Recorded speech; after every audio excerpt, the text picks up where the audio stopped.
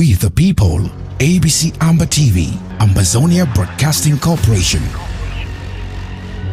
The voice of the voiceless, the voice of Ambazonia, connecting the world from Africa. With untold stories, Africa's best.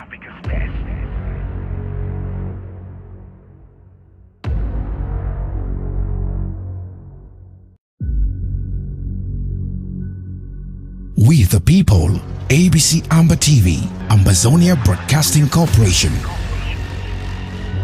The voice of the voiceless, the voice of Ambazonia, connecting the world from Africa. With untold stories, Africa's best.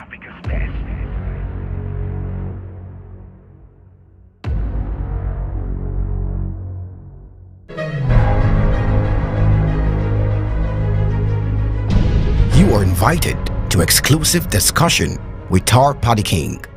Special guest Tibo Nash. It's happening on Tuesday, April 25th, 2023, 8 p.m. Amber Time. Discussion focus: Ambazonia's quest for total freedom. An overview of the behavior of the BS regime and the international community vis-a-vis the conflict between the Cameroons. Don't forget to invite family and friends. It's happening live on ABC Amber TV. You can't afford to miss.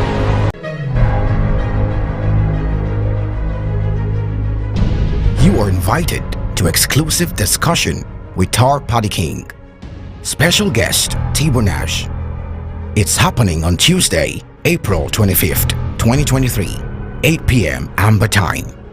Discussion focus: Ambazonia's quest for total freedom.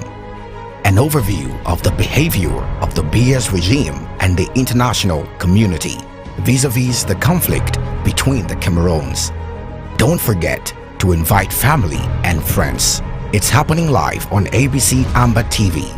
You can't afford to miss.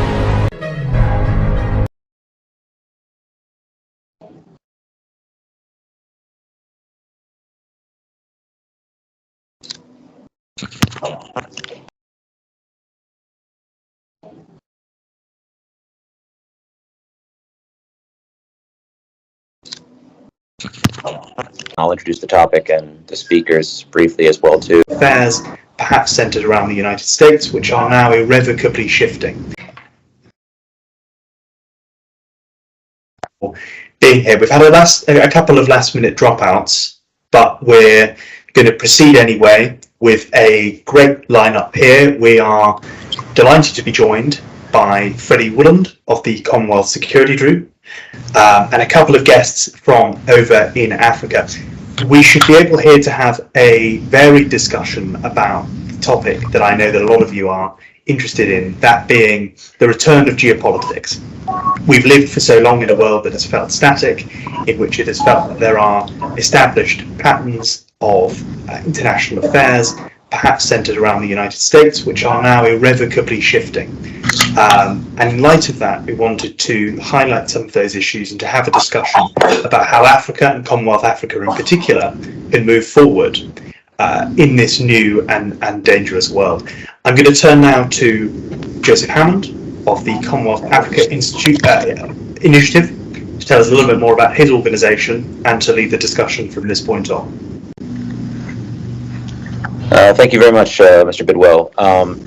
I just want to talk a little bit about the Commonwealth Africa Initiative, and then I'll introduce the topic and the speakers briefly as well too. So the Commonwealth Africa Initiative will be celebrating its 10th anniversary next year. We were founded in 2014 as a forum to discuss the issues facing the Commonwealth countries in Africa, and increasingly as a bridge between all 56 members of the Commonwealth and the 54 members of the African Union as well. Over the years, our annual event here in the UK on Commonwealth Day has been attended by Obasanjo, the former president of Nigeria, Cherry Blair, and numerous members of parliament and foreign ministers from a number of countries. This year, we will be having a gala dinner and event around the coronation on May 4th. So stay tuned for that event. This conversation, I think, comes at a very interesting time in terms of the role that Russia and other geopolitical actors are increasingly playing in Africa. Though it's not a Commonwealth country, the latest headlines from Sudan, where we see a pattern that is emerging of elsewhere in the continent as well, where you have Russia playing a role of a disinformation campaign in the Sudanese context, which went on for a number of years, softening the way for the situation we see now, where the RSF, the Rapid Support Forces, are trying to take control with the support, it seems increasingly, based on media reports, of the Wagner Group. And we've seen that pattern elsewhere. We've seen that in Commonwealth countries such as Mozambique, and I hope that some of our speakers today from various countries can both reflect on that return of geopolitics to Africa, both within their own countries and in Commonwealth Africa more generally. Regarding Russia, this is nothing new. I mean, we should consider in the late 19th century, Russia looked at creating a colony, New Moscow, to be founded by Cossacks in what is today Djibouti. At the end of World War II, Stalin sought a mandate for what is today part of Libya. And as late as 1989, I mean, throughout the Cold War, you had various Soviet advisors and military missions and economic missions to a number of countries in Africa. And I just want to point out one statistic. As late as 1989, the fall of 1989, you had Russian advisors, Soviet advisors, down to the brigade level involved in the Angolan Civil War. And now it seems that some of those issues are returning once again. And here to talk about the return of geopolitics, we have three very distinguished speakers for you today.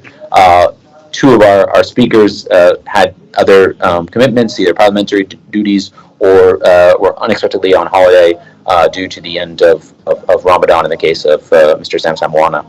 But let me introduce first Freddie Wooland, the Executive Director of the Commonwealth Security Group. He was previously commissioned from the Royal Military Academy, Sandhurst. He served as a British Army Reconnaissance and Intelligence Officer. He has a master's graduate degree in international affairs from the University of Vienna. Secondly, Dr. Samuel Sako is the current president emeritus of the Amazonia Foundation, which is a registered non-profit organization in the United States created to support the needs of the people of southern Cameroon, sometimes referred to as Amazonia, or primarily Anglophone in a majority Francophone country, which has seen a brutal civil war since 2017. Dr. Sako himself arrived in the United States in 2010 on political asylum and has dedicated his life as an activist and human rights champion in the southern Cameroons. He is a graduate from the University of Calabar in Nigeria and the Theropon University in the U.S. Virgin Islands. Finally, Christine O'Dara is a youth, peace, and security practitioner with a master's degree from the Geneva Graduate Institute. She has close to a decade's experience working on these issues with focus on developing policies, programs, best practices, and development of tools used to work with these issues. She works to strengthen the capacity of young women, of serving in youth organizations, and young people more generally, advancing both local and global peace-building strategies. She served as the Commonwealth Youth Peace Ambassadors Network Pan-Commonwealth Coordinator, the co-chair for the East Africa Youth Empowerment Forum on Peace and Security, EAY-EPS, and she is presently serving as the chairperson of Operations, Training, and Programs at the National Youth Service Council in Kenya. So with those introductions, Dr. Sako, why don't you take a few minutes now to introduce this topic from your perspective? Thank you very much. Greetings. Let me thank the Commonwealth Africa Initiative and the Center for Commonwealth Affairs for inviting me. My name is Samuel Sako, a political leader from the former British Southern Cameroons, also known as Amazonia. I applaud your untiring efforts to bring the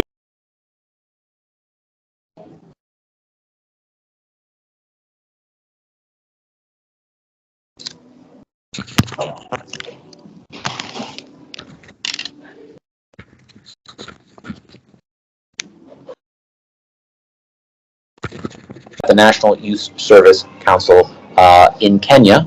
So with those introductions, Dr. Sako, why don't you take a few minutes now to introduce this topic from your perspective. Thank you, thank you very much.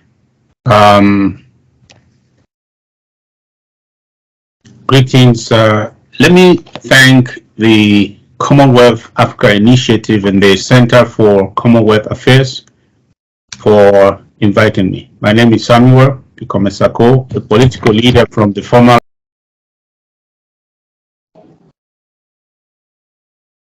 abandoned by those who depend little about the African interests And global peace building strategies. She served as the Commonwealth Youth Peace Ambassadors Network Pan-Commonwealth Coordinator, the co-chair for the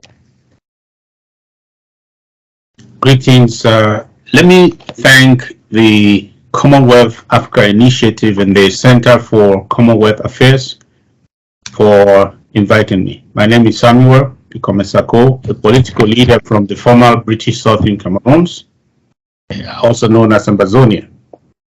I applaud your untiring efforts to bringing together African leaders, opinion leaders, policymakers, development experts, and economic operators to foster networking and facilitate partnership between African nations and members of the Commonwealth.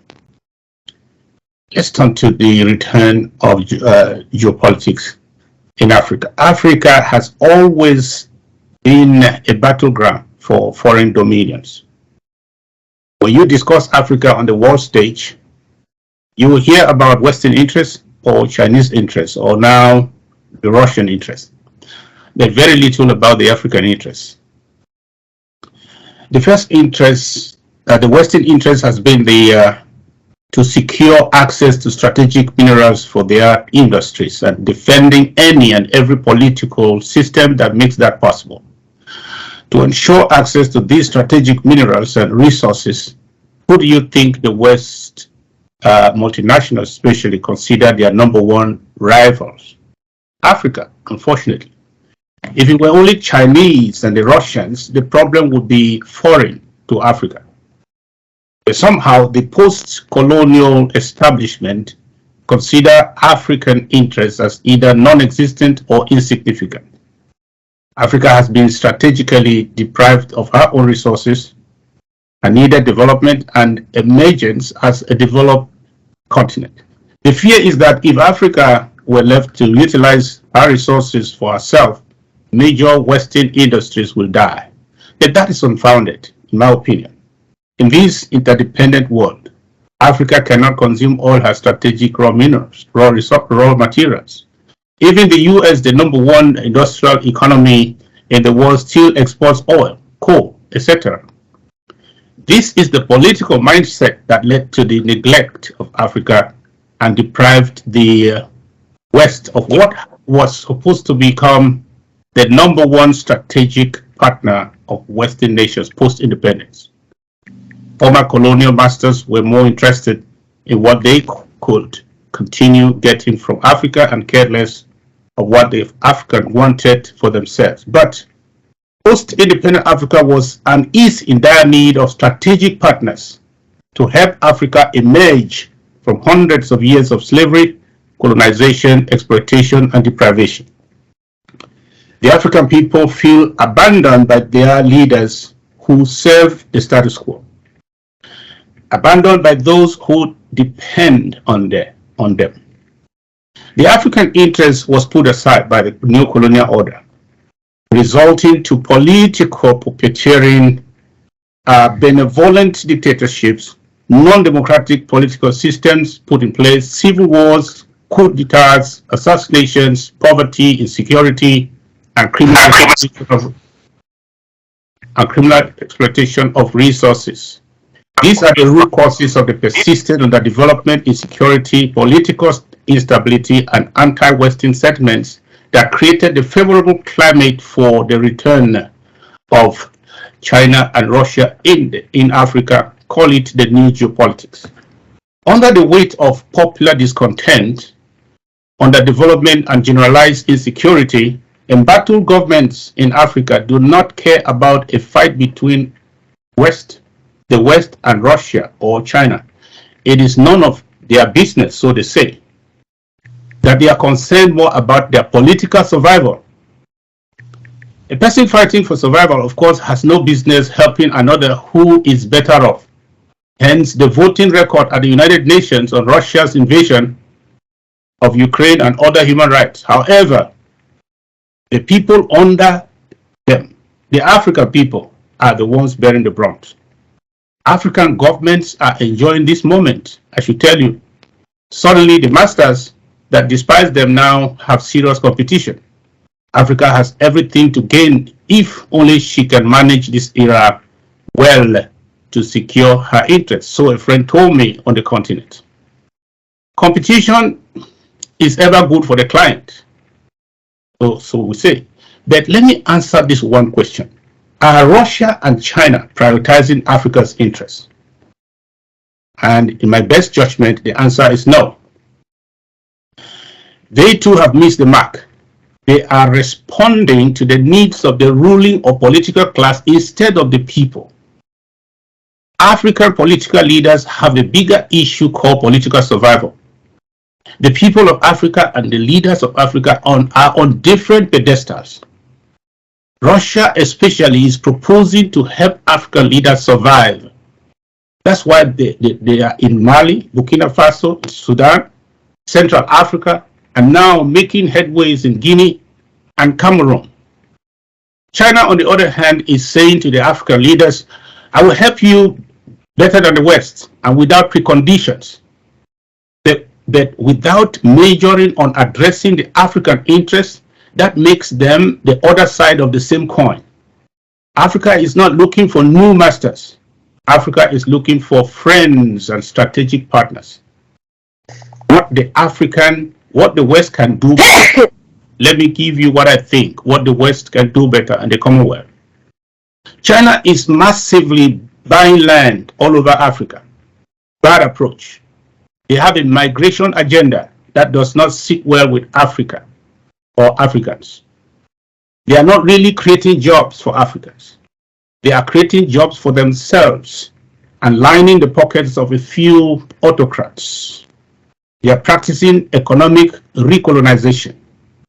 They build roads, they build bridges, and they come and build them, hospitals and rail lines. But they are not building the major factories in Africa to help Africa's transformation. They are busy extracting natural resources in exchange for so-called development loans for projects which they execute in the most part. So what should the West do? Number one, 5 things. Come back to Africa or stay in Africa and establish some of your industries there instead of taking out raw materials to industries in other countries in Asia or probably in the West proper. Number 2, treat Africa as a partner in development and not as a source of raw materials. Number 3, show interest first in what Africa has, not in what Africa has, but in what Africa wants also. Number 4, invest in the future of the continent. That means in democracy, in security, and political stability. Respect Africa and not treat good African leaders condescendingly. This especially to the French. Desire for Africa that which is also good for your own countries or the West. Love a good neighbor as yourself, so the good book says. And finally, the West may weaponize aid that translates into direct support for autocratic leaders, but do not weaponize investments that help the African people, because the Russians and the Chinese are restaurants, political restaurants. The West should help Africa build her kitchens, and they will own the future with us. Thank you.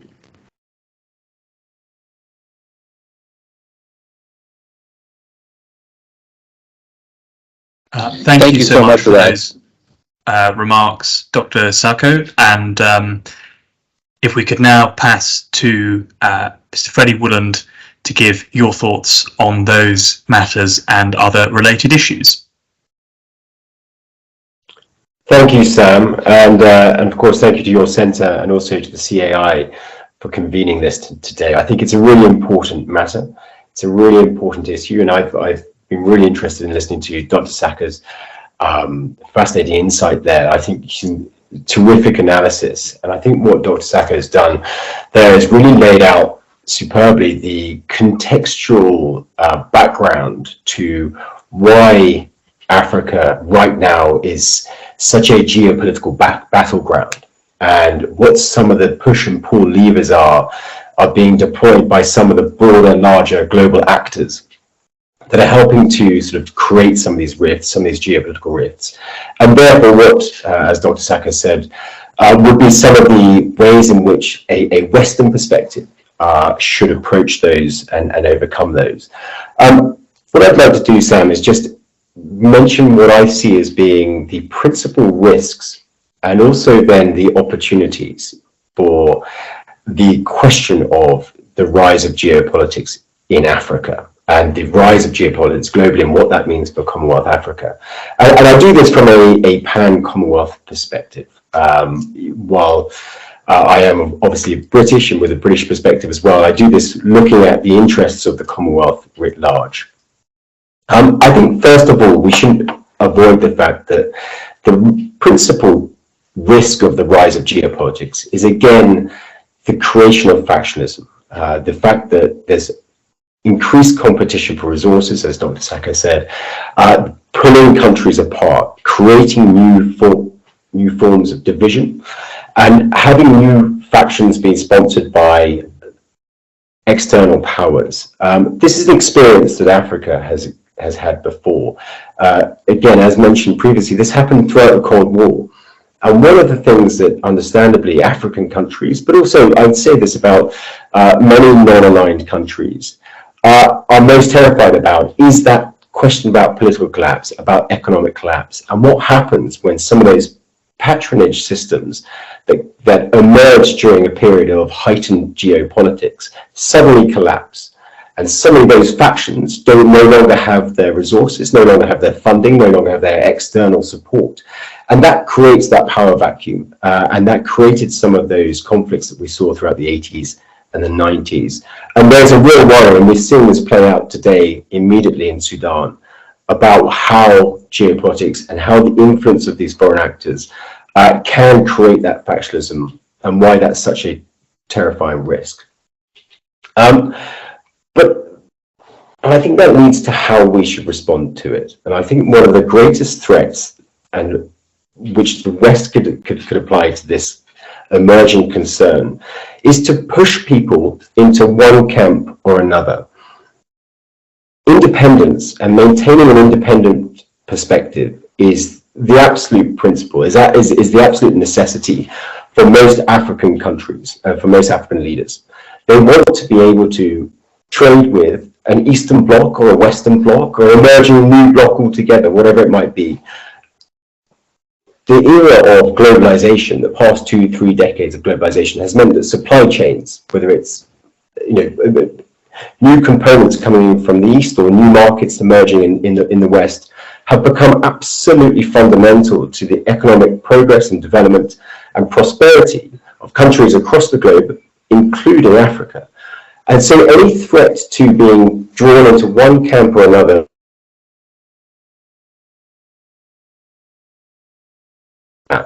and so we've got to be very cognizant of that fact, and we've got to be very aware that the more we try and create dividing lines based on the geopolitical environment that we see, we're going to be creating and worsening those frictures. And I think that leads probably first to what I would consider to be the principal or one of the principal opportunities around this. Your president, Sam, Lord Howe, coined the phrase the neo-non-aligned. And I think this is an area where an increasing number of countries globally would see themselves fit, neither aligned with a particular Western hue or aligned with a particular Eastern hue or a Russian hue or whatever it might be.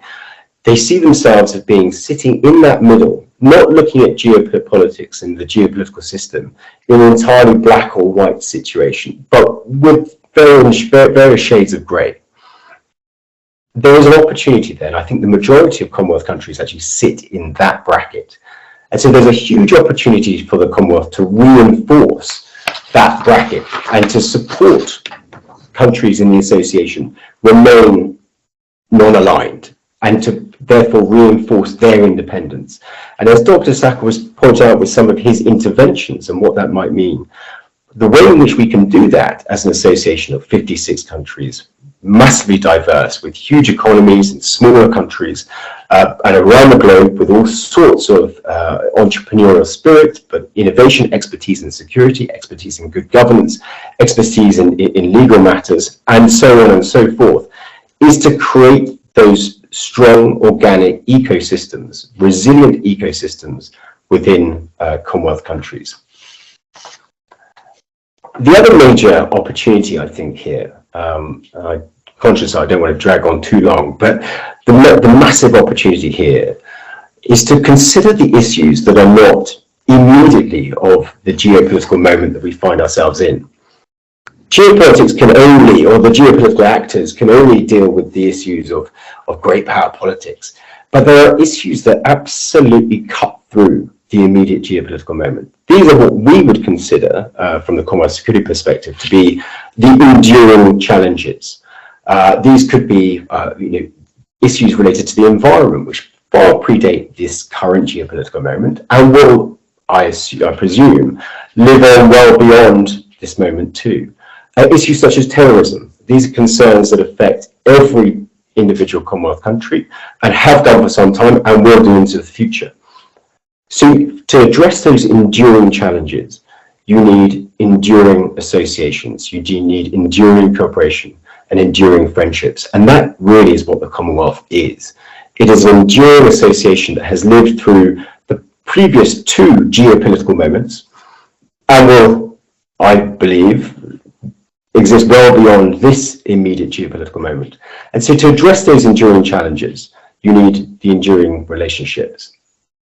I think perhaps one of the two areas that is most pronounced in that area, and I think it's very timely at this moment to consider those, are in cybersecurity, which just last week we celebrated the 5th anniversary of the Commonwealth Cyber Declaration, which really laid the foundations, laid the framework for what a diverse group of 56 countries can do when it comes to cyber collaboration and cooperation.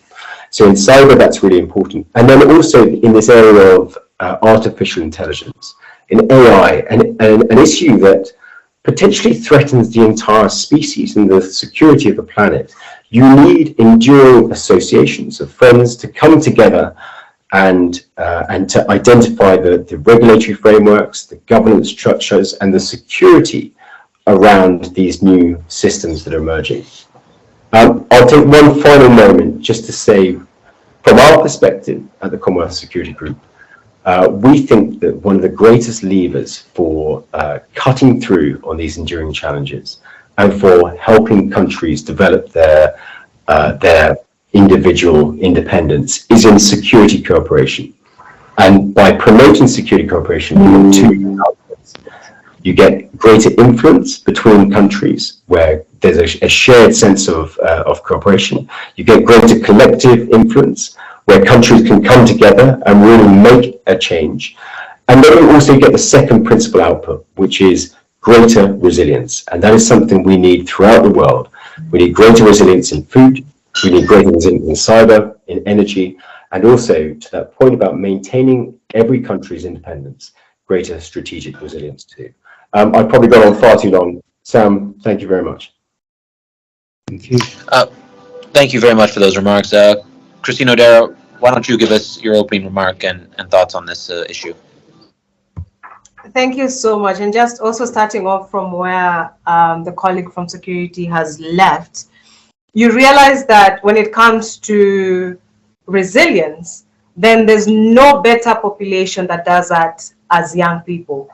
And in Africa, having a median age of 19 years, then maybe this is time we really get to listen to young people, because from experience we've noticed, and especially looking at the geopolitics within Africa, that young people's voices has not been harnessed. And with that has come a greater population of people whose issues are not addressed. And now being faced with challenges like what we've seen just coming off the pandemic, COVID, we stand a chance of going into greater risk of health hazards now that we're also facing climate change. And so when it comes to the resilience, then why are we forgetting to tap into the knowledge that young people present?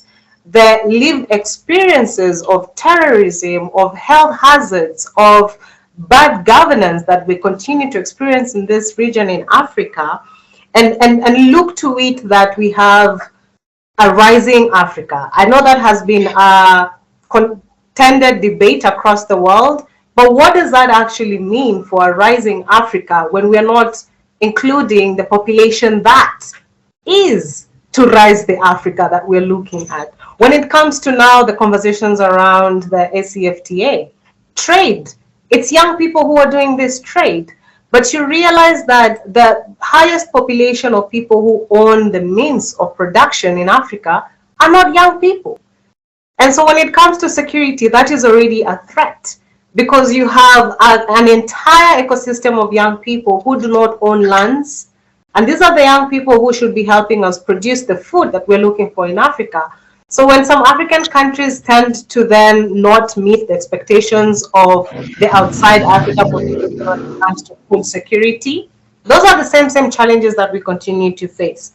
When I was with the Commonwealth Youth Peace Ambassadors Network, we recently just finished research on social return on investment, on what it means when you give young people organizations money. And one of our shocking results were, for every dollar spent on youth, we get a return on investment of $5 to $10. Now, we have had so many corruption allegations in Africa, some true, some not, but for every $1, you get $5 to $10. Tell me which investor would not want that to happen in their tenure. And so maybe this is time for us to start rethinking our geopolitics, rethinking our relation and associations with our global partners. The Commonwealth sure does bring strength because we share a common history, but why are we letting that limit us to what is already known? How don't we then tap into what is unknown, which young people are yearning to present? And so as I finish, we are looking at getting opportunities to be part and parcel of the decision making that happens within our geopolitics and really the conversations around the world. So my ask today would be, would we please start changing our attitude and opening our minds to be challenged to our new ways of intervening, because we cannot solve the present issues with the thinking of yesterday, with our experiences from yesterday. We need new ways of addressing the challenges that we are being faced with today.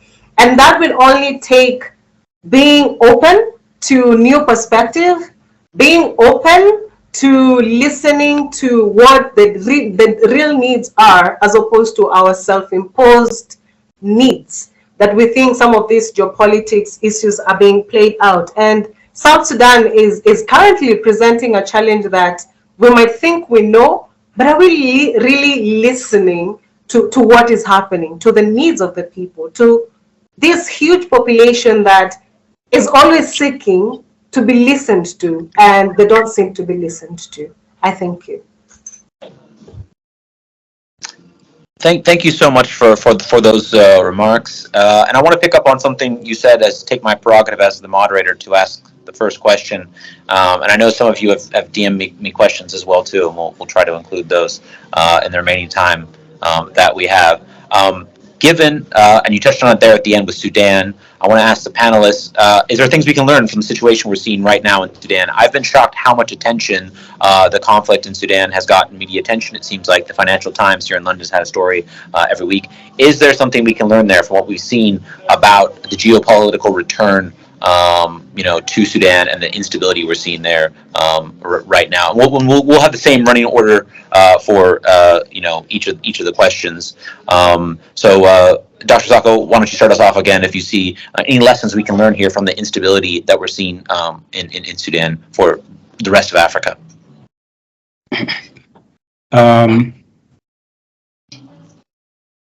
In most of these conflicts, especially in the Central African sub-region, I should include Sudan, even though they are not, a vacuum was created.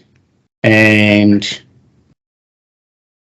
I don't know, then that gave the opportunity to this the marketplace of arms to come in. I call that Russia. It can be Turkey.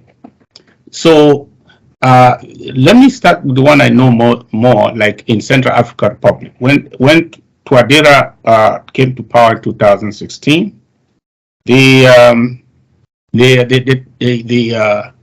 arms treaty with the United States and France expired, I think, 2017. He pleaded that they should renew and stay.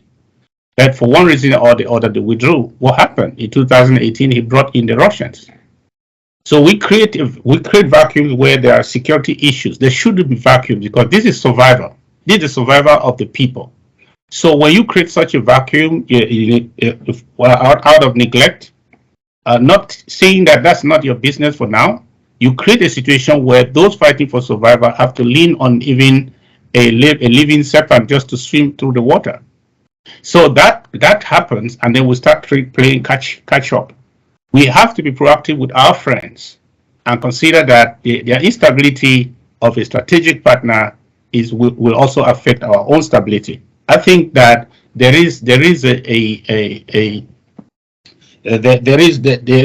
approach has been one that makes the African feel really on its own, facing these major issues. And they have to lean on somebody who takes advantage of that. And that's all. They're just a market. So they're coming to sell and then take advantage of whatever. So, and then now the faction is created. When we want to go in late now, what happens?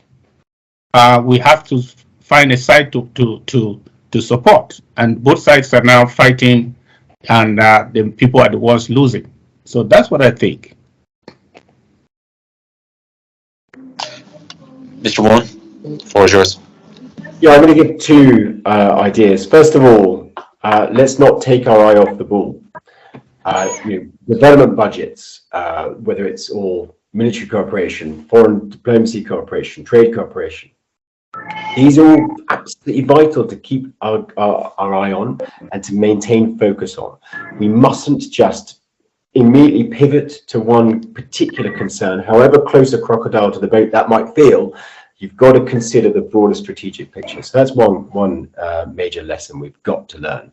The second lesson, and this is, I think, more of a practical thing, is the importance of security sector reform and what partners and strategic partners can do to improve security sectors throughout the world, and from our perspective throughout the Commonwealth.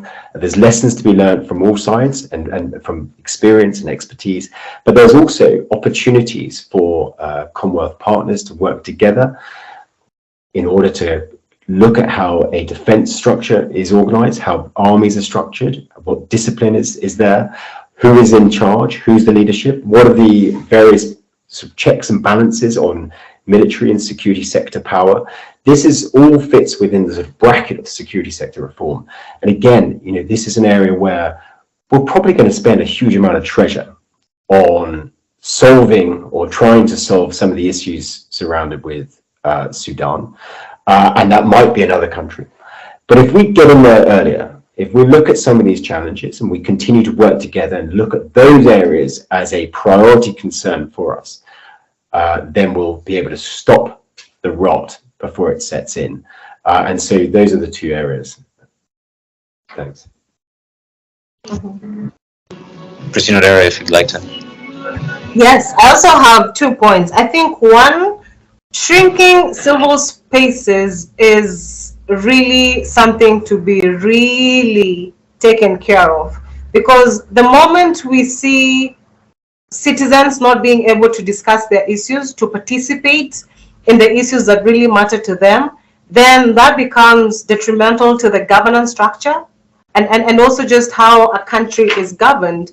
So we cannot afford to shrink civil spaces in any country whatsoever. And secondly, threats to governance will need new models, and ideally requiring new models of intervention, new models of partnerships, and new models of engagements. Because then you realize, like, insecurity, again, do we do the preventive, or do we then focus on the curative? When it comes to the illegal ammunition and the illegal trades that are also happening and exacerbating such conflicts, are we looking at them when they have already happened, or would we then find ways to mitigate them before they happen? Because let's face it, a lot of us knew Sudan was a time bomb. Sorry to use that word. But now the world seems to be shocked that things are burning in Sudan, while a lot of the security actors actually saw the early warning signs. So let's be proactive in making sure that we start addressing new models of interventions and partnerships to take care of the risks that we have in our countries.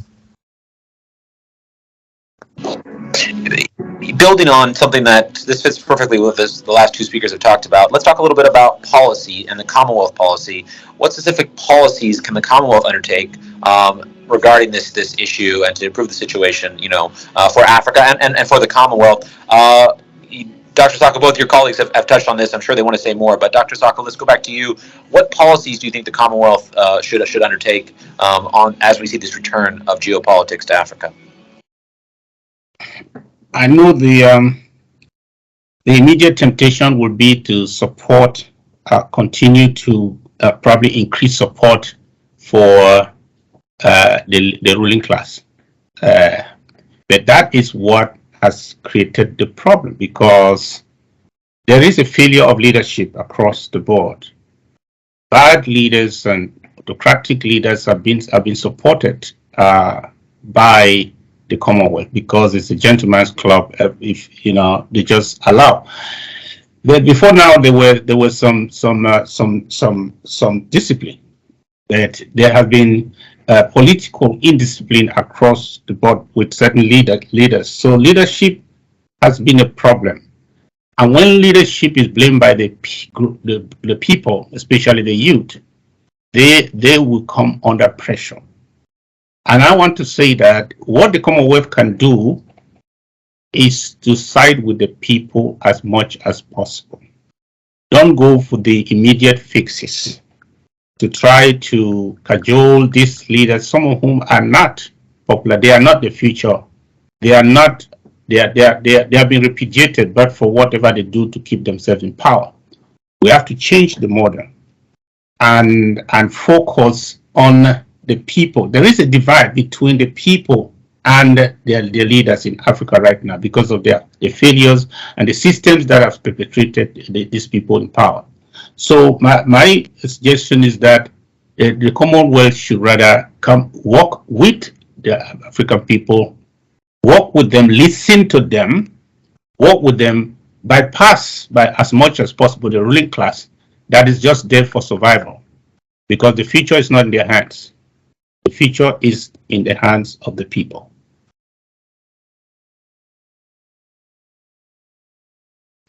What are you? That's great. Thank you so much for that. Freddie Woolen, would you like to pick up on that in terms of policy solutions that you see the Commonwealth could implement? I know you spoke about some of those, in particular cybersecurity. Perhaps you have some other insights, or you'd like to pick up on those themes. Yeah, I think it's probably important just to underline that the Commonwealth, speaking as an entity and policy, Commonwealth policy, there is no such thing. I mean, every individual government, every individual leader in country will have its own policy towards the Commonwealth writ large. and that will have a regional focus in it. Perhaps it'll have a pan-Commonwealth focus. So I don't think it's particularly sensible to talk of what can the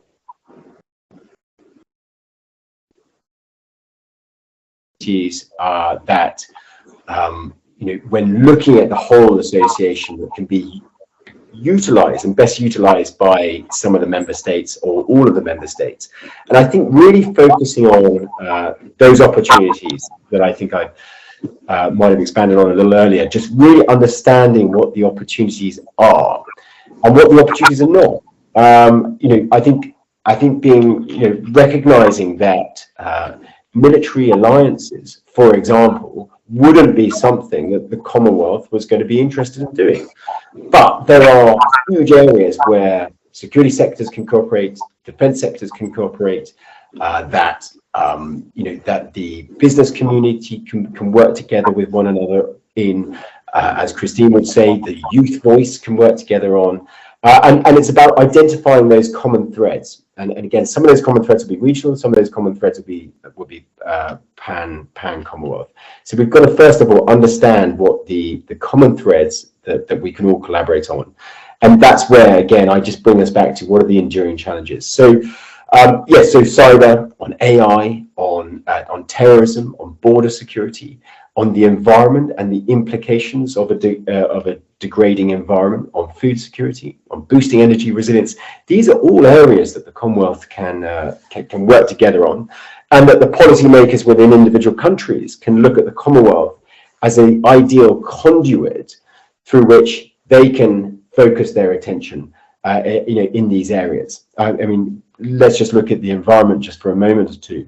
With so many Commonwealth countries fitting between the two tropics, and that is where the experiences of environmental degradation are being felt the most. It makes sense that the Commonwealth is the conduit through which countries focus much of their attention when it comes to investing in environmental technology, investing in environmental aid, and considering the security implications of a worsening climate, whether it's conflict, whether it's the persuasion towards terrorism of people who are now unemployed, and whatever that might be as well. There is one other area that I'll touch on, and I think is a real opportunity for Commonwealth countries to further collaborate on, and that is in the maritime space. And I think, again, in Africa, two experiences have really shaped Africa's understanding of maritime, and that's piracy.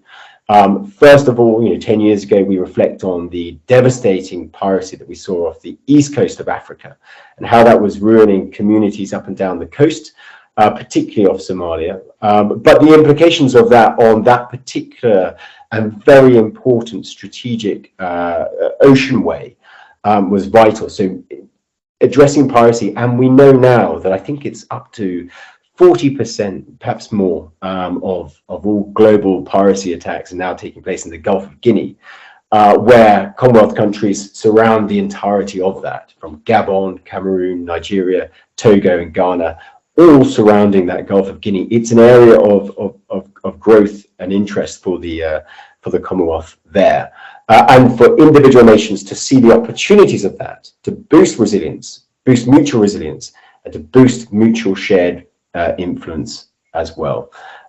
There will always be many more, and as an organization we spend our time trying to dig into what those would be, but I think as a starter for 10 there's some good areas that the Commonwealth can focus on. Christine, yes. Yeah, so I think the Commonwealth has done quite well when it comes to youth mainstreaming, and also just looking at tools like the Youth Development Index that the Commonwealth does well. I think now what we need more is expanding the civil spaces. And as Dr. Sang said, it's more people-centric than government-centric. I know opportunities like during the Commonwealth Heads of Governments meeting, we have the different forums that then inform the policy directions that the different region and the member states take. However, we haven't seen quite tangible movement. A lot of young people are still seen as social welfares as opposed to creating programs to then transform the issues that young people continue to face, we see a lot of social welfareism within the programs and the projects that are undertaken across the Commonwealth. So maybe just changing that to a more transformative perception will then help address some of the key issues that are seen going forward. So ideally also just helping to mitigate the issues before they explode to issues that are not manageable. Yeah, Christine. I agree with you. Thank you for that. We have, I think we have time for one final question based on what was in the chat. I know I got some on DM as well too, but it's a question about accountability. If I'm understanding the question correctly, how can we monitor and make sure that these policies we're testing, suggesting, and the ones the Commonwealth is implementing are going forward? Is it a question of a Commonwealth apparatus? Is it the role of the media? Is there a technical solution here? Because I think that that's a criticism I hear a lot when people talk about the Commonwealth, is that it is just often a talk shop for a lot of different issues. So again, same running order, Dr. Sako, if you have some reflection on this accountability. I think a joint approach will be good. So that it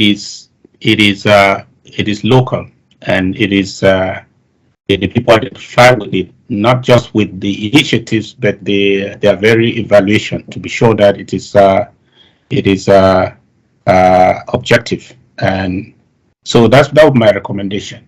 And on the other side too, silence when there are issues going on and feedback from the population, whether it's coming from the press or not from the formal mechanism that have been put in place, requires that the Commonwealth or the structure should pay attention, should do something, because sometimes we're silent.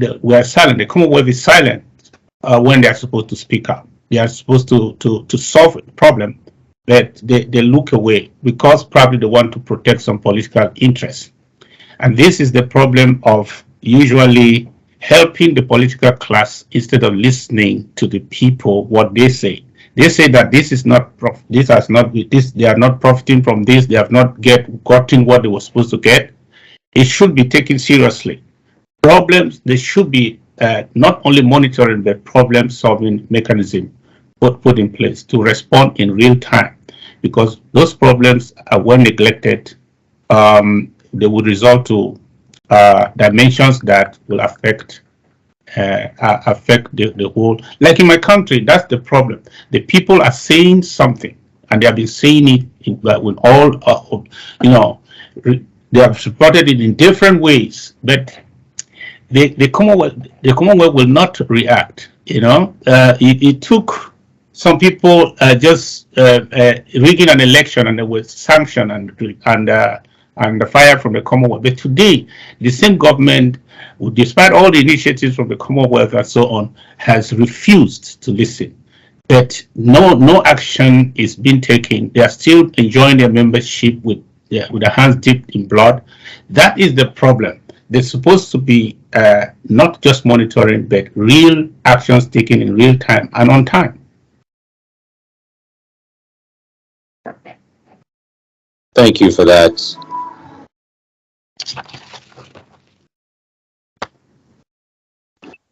Mr. Woolen, if you have some thoughts on this issue of accountability. Yeah, I think just on the point of accountability, then it's a question of identifying value add, and really considering where the Commonwealth can bring value and where the association can bring value, and where we can move beyond ideas that the Commonwealth is simply a conduit for development. As important as that is, it's a conduit for so many other areas, and can be. And the more we consider what those opportunities are, the more we consider where the value add is.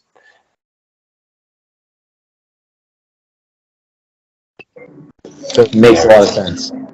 Huge areas for that. And then of that, you've got to have practical, actionable tasks on top of that. Things that they can actually get done. And so, actually, you starting in the talking shop's no bad thing, because from the talking shop, you can identify the actual tasks and the value add propositions, but you've really got to open that discussion up. And then there has to be the resourcing. And so understanding from policymaker position, from decision makers, you've got to be able to resource that. And you've got to be able to resource some of those value adds. So really focusing in on new areas for cooperation, actionable tasks, why that adds value on all sides of the association, and then resourcing that. That's how you actually get accountability. Excellent. Great. I think the one thing that we take pride in being members of the Commonwealth is the diversity that as a bloc we represent. And have we really valued this diversity? That's another question that we haven't really harnessed. And maybe also just looking at it from an accountability perspective is how do we even value this diversity that we represent as the Commonwealth? And how do we then start telling a story on the investments that has gone in so far? Because we're not saying we're starting from scratch. We've done quite remarkable work. I mean, working with the Commonwealth and interacting with young people from across the Commonwealth in the Pacific, you realize that we haven't really told a story on the return on investment that has happened over the years. And so even when it comes to resourcing, I remember we faced a lot of challenges getting funding because we were not really able to tell the return on investment and how that looks like from the different jurisdictions across the Commonwealth states. When you go to a country like Sierra Leone, and just trying to understand what the Commonwealth has done in Sierra Leone since its inception as a member state, looking at Kenya, looking at Tanzania, for instance, you realize that we haven't really told a good story on how the investments that we have done as a Commonwealth has gone to these different member states.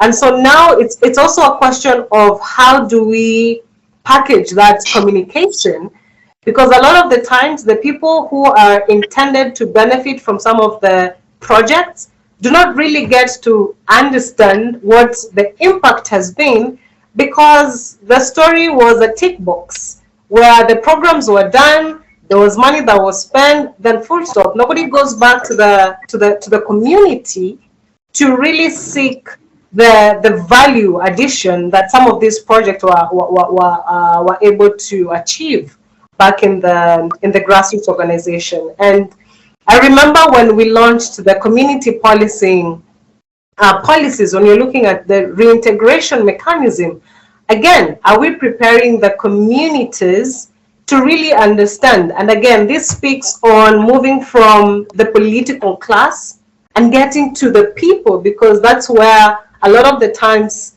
the accountability and the value of the work we continue to do as a bloc is not really felt. Well, thank you all for that, and again, thank you all the attendees. I just want to give everyone, all our panelists, one chance to make one final brief comment, closing remark that they want us to leave this discussion with today. Again, Dr. Sako, why don't you start us off? We'll continue the same running order. Just a final thought. It's very hard to be hard on friends, and that's what the problem of the friendship club is. So when your friends are doing the wrong thing, sometimes you have to look away, and that weakness should be addressed, because the African problems are real problems that need to be addressed. Sometimes you have to be strict and hard on those you call friends, so that problems are resolved, problems are solved, and because if not, it will come back to affect all of us as a community. Thank you. Yeah, I think the key takeaway from my perspective is that the rise of geopolitics presents risks and opportunities. We've got to be able to focus on those opportunities. We've got to be able to have the mental alacrity and the policy-making alacrity to actually focus our attention on those opportunities, rather than get bogged down into who sits on one side or another in any particular geopolitical moment. every country should have their independence. Every country should have their sovereign perspective on individual items. We work together, we focus on the enduring challenges as enduring relationships and friendships, and those opportunities will multiply and multiply and multiply. And that's the real opportunity, I think, for the Commonwealth in this day and age. Again, when it comes to geopolitics, we cannot re-emphasize enough the need for partnerships, and we should also ensure that civic spaces is expanded and not threatened, because the moment we continue to keep threatening them, then it doesn't work to advantage in security, in trade, in our economies, in everything across the board. Very true, very true. Well, on behalf of both of our organizations, on behalf of all the attendees, I want to thank all the panelists so much for their time to speak with us and their insights on the issue of the return of geopolitics. And, thank you for the time of all the attendees. I hope wherever you are, I know we have people in North America and in Africa and in the UK and many countries attending this event. Thank you all so much. And please keep in touch with both of our organizations. And we hope to join us at future events we have planned throughout the rest of this year. Again, thank you so much and have a great day.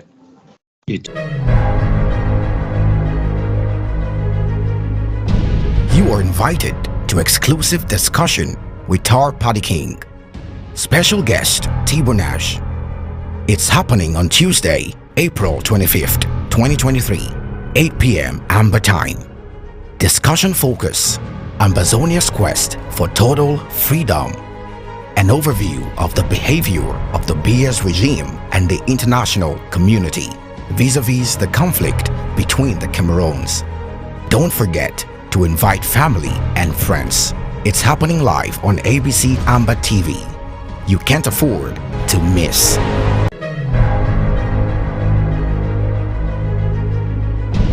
You are invited to exclusive discussion with Tar Party King. Special guest Tibo Nash. It's happening on Tuesday, April 25th, 2023, 8 p.m. Amber Time. Discussion focus: Ambazonia's quest for total freedom. An overview of the behavior of the BS regime and the international community vis-a-vis the conflict between the Cameroons. Don't forget to invite family and friends. It's happening live on ABC Amber TV. You can't afford to miss.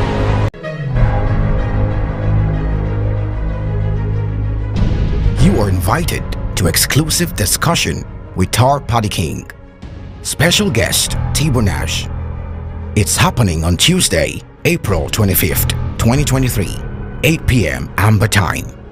Discussion focus: Ambazonia's quest for total freedom.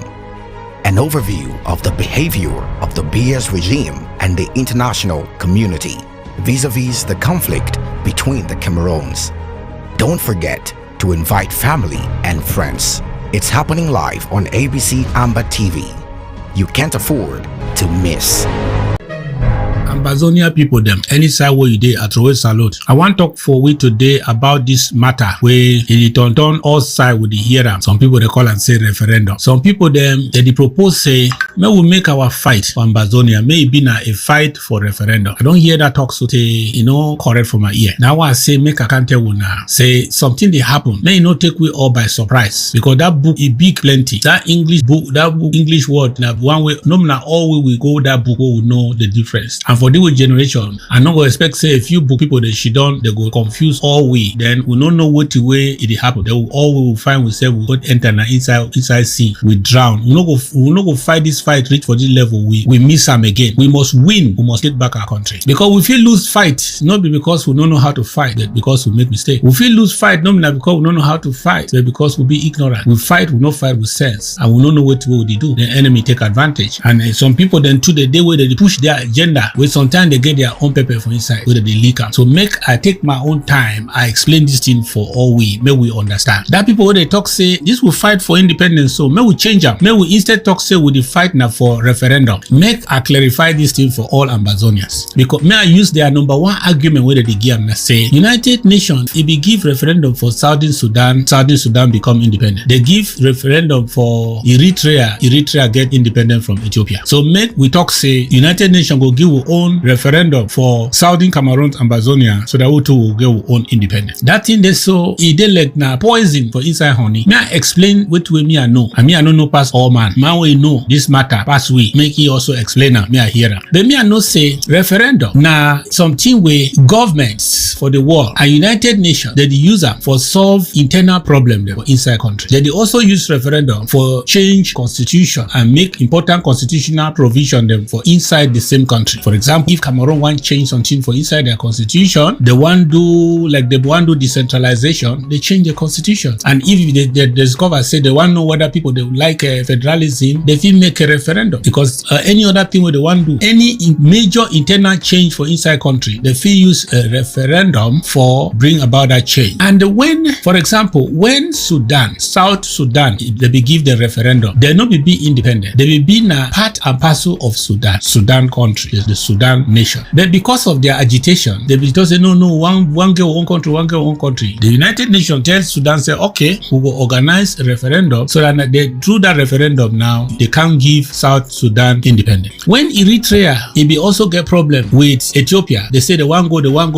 United Nations can't give Eritrea referendum. Eritrea will be a part and parcel of Ethiopia. They not be independent before they give them referendum. So the matter between Eritrea, the people of Eritrea and Ethiopia, it been an internal affair. But because the agitation we don't go too far, United Nations say, okay, we'll give them referendum. We will know whether by law we carve them out as a nation. So after the referendum, United Nations give them independence. But for Ambazonia, the Southern Cameroon, we don't already be independent. For 1961, United Nations already give we independence. So I think that this fight will be fight, so no na fight for being independent. We no be part and parcel of La Republique. So we know they no fit use referendum for decide whether we be part of or remain part of La Republique or we go away, because we never join in the first place. We no need referendum for know whether we be Southern Cameroonians. We already know say we be Southern Cameroonians. Even the United Nations na be pronounced we independent and we be decide say we go join. The marriage waka, marriage certificate no dey. They join it, we no join. Even the team will be one starter called Federal Republic of Cameroon. Ichakara. La Republique don't go their own side. They go choose their own name where they be enter the marriage with them. Which we don't go take our own name will be start with them. We don't restore our own independence. We will be first getter. How some people they will can't talk now say may United Nations can't give referendum. May we know whether we go be independent or not. How many times some man they get independent?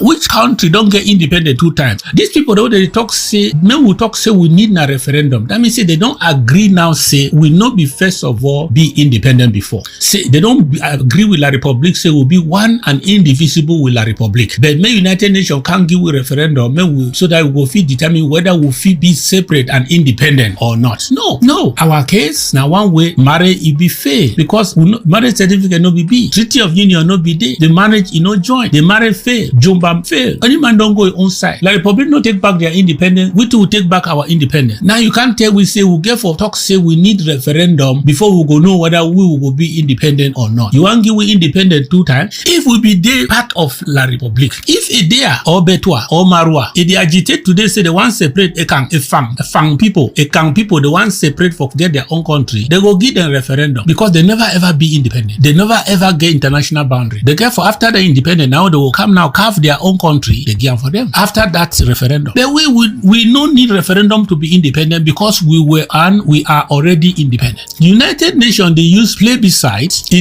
for matters where they concern independent countries. But when it concern internal matter, they use referendum. May I give you the difference difference between referendum and plebiscite. When United Nations be one can ask we whether we will join Nigeria or Cameroon, because we be sovereign people, because we be separate and independent, international recognition, they not be give we referendum. They only consult our opinion for what they call and say plebiscite. They consult our opinion, and after we give we opinion, then they tell we say, okay, if na so una go do before una go fit join with this country. Una get forget, una get for sign a treaty, una get forget a federal, una get for agree on how that country go be, una sign all paperwork. When the United Nations want to consult the opinion of a sovereign nation, you know they give them referendum, it they give them a plebiscite, because that plebiscite is not a legal, be binding. It's just a survey, an opinion survey, where you go fit help them for make the best decisions concerning that sovereign people or that sovereign nation. But why you go come tell we in the middle of a fight for defend our restoration, we would already restore, tell we say, may we forget about that one, may we pretend like say we no be get independent, may we come back and agree with international public say we will be one and indivisible, but may we ask for a referendum. And so that if La Republic, they do what they know how to do for 62 years, if the international community, they enter conspiracy with La Republic, including France, they do anything what they want to do, when that referendum result come out, well, it not go happen in 1 year, 2 years time or 3 years time. If it take 10 years before they put a referendum together, if it take 5 years, 6 years before referendum go put out, when they go do that 6 years, they go do everything, eliminate all this our fighter, they turn everything upside down. When they go fit turn around, they talk say no, people way they talk say they want join La Republic, now they win. If they decide so, dialogue will be again. Any man where you win referendum, dialogue end. When you accept say you want solve this matter by referendum, it means say you don't suspend dialogue, because for referendum now winner takes all. Whoever win a referendum, that's the end of conversation. No dialogue. And La Republic know how to win any election. Anything will concern election and vote. Anything where they happen inside the country, they call and say their own, one and indivisible. They know what to do. Yes, they know what to do. But if United Nations give you the doubt something, or you want to know exactly how their first plebiscite be waka, and why they join in no be take place, and whose side, how this marriage don't waka, and why, what to be the position of the people of Southern Cameroon today, whether they will support we or they no will support we. If United Nations want do that kind of thing, they want know who say where the majority stand, they go consult our opinion on the matter. They no go give we referendum, because they no go give we referendum to know whether we want be independent or we no go be independent, because we don't already get independent. What happen for that first independence? They will consult with opinion, then they discover say, okay, majority of these people are standing on this, and then they go fit advice or make resolution for United Nations accordingly on the matter. Yes, now so this matter get for be. Now so this matter get for be. So anybody way they try for play ball with La Republic, say may we surrender our restoration, our defense of our restored independence. May we pretend say we'll never be independent before. May na United Nations, may na through a United Nations referendum we go know whether we go be independent or we no go be independent. That person don't already sell out to La Republic. Yes, he don't buy La Republic their position on this matter, and I suspect every other thing that follows. If you buy La Republic their position, I suspect any other thing will follow, because I cannot pretend say La Republic no will be a separate country from Ambazonia, Southern Cameroon. I cannot pretend say we no be get independence from 1961 resolution 60608. I cannot pretend. And if we be get that independence, I cannot pretend that the United Nations come give we a referendum for determining whether we are independent or not. I no go agree that one. God bless you.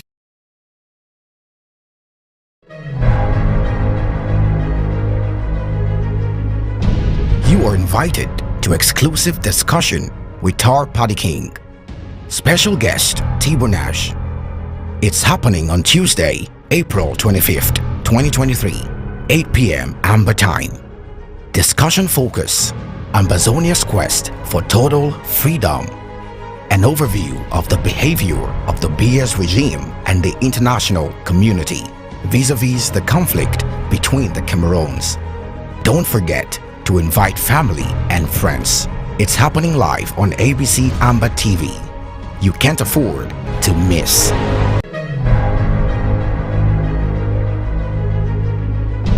You are invited to exclusive discussion with Tar Party King. Special guest Tibo Nash.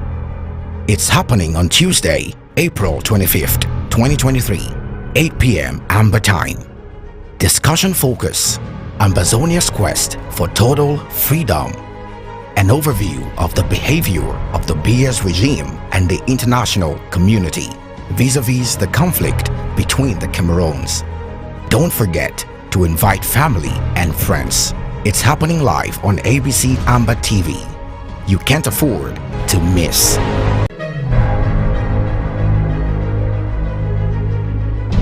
You are invited to exclusive discussion.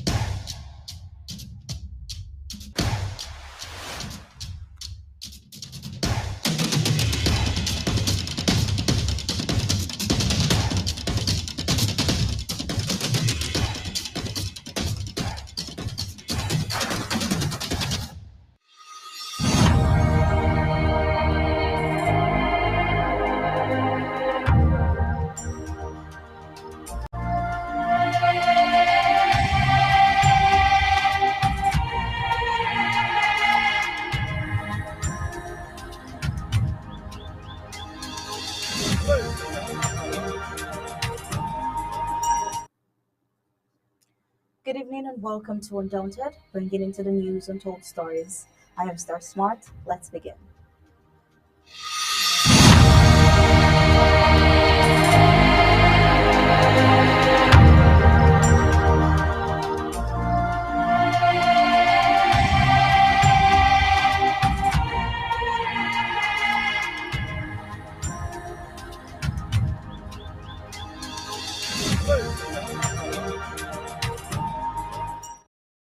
About the most recent war in sub-Saharan Africa, the US and so many other countries have successfully evacuated their citizens back home, being unable to quell the war. But what is the hope for a Southern Cameroonian in Sudan, who fled the ongoing war at home and sadly hit another war? Where can they be evacuated back to? War? And who would do the evacuation? It is a rather tragic tale of from the frying pan to fire, and only the British Southern Cameroon's interim government reaching the peaceful negotiations with the French Cameroon's administration can ensure true peace and give Amazonians the liberty to call their motherland home once again, and not a place to run from or be afraid of. Until these peaceful negotiations are reached, war cannot be the answer. With all the wars going on around the world, one thing we must have learned is that war is never a good thing. Peace and justice is more progressive than war. There is not a country in the world that had a better economy or stability because of war, or a more healthy society due to war. The reverse is always the case. In tonight's Undaunted, we'll have Barrister Tim and Basia share some light on certain concerns that could aid the journey to through peace in both Cameroons. But not before, we'll bring to you our carefully selected stories in the full briefings of Undaunted tonight, coming up right after the break.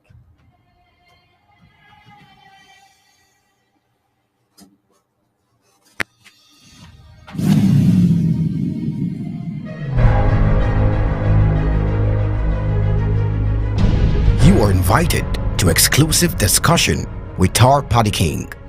Special guest T-Bonash.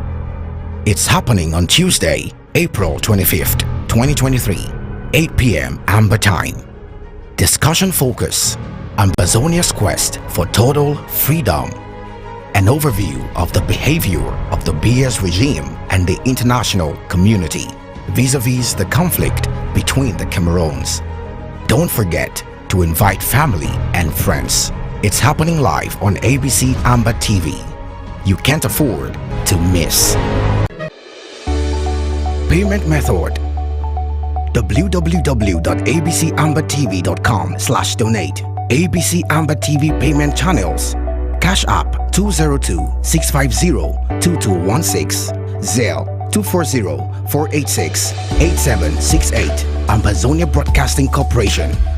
PayPal payments at abcambertv.com. Contact us today. info@abcambertv.com. Facebook ABC Ambazonia. You can call us on 124-048-68768. www.abcambertv.com.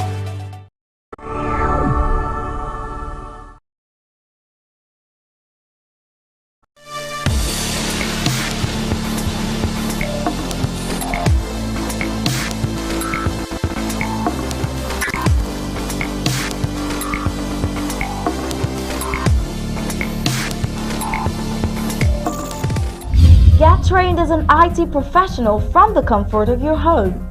Dynamic Tech Academy gives you a unique opportunity through our 6-month program, during which you learn skills to transition to being a full-time IT professional. Over 80% of our students have no prior IT background, yet the vast majority of them land jobs a month after they start applying. Our ultimate goal is to reach 100% student placement, so we work with every student until he or she gets a job. Upon successful completion of the course, we will give you a resume, interview preps, one-on-one coaching from experienced instructors, and job placement assistance. Within this course, you get more than 300 hours of theories combined with real-world applications and practical skills you can apply on day one on your job. At the end of the program, our students can be certified as Red Hat Systems Administrator, AWS Cloud Engineer, AWS Security Specialist. Visit our website at www.dynamictechacademy.com to register. We the people, ABC Amber TV, Ambazonia Broadcasting Corporation. The voice of the voiceless, the voice of Ambazonia, connecting the world from Africa. With untold stories, Africa's best. Vis-a-vis the conflict between the Cameroons. Don't forget to invite family and friends. It's happening live on ABC Amber TV.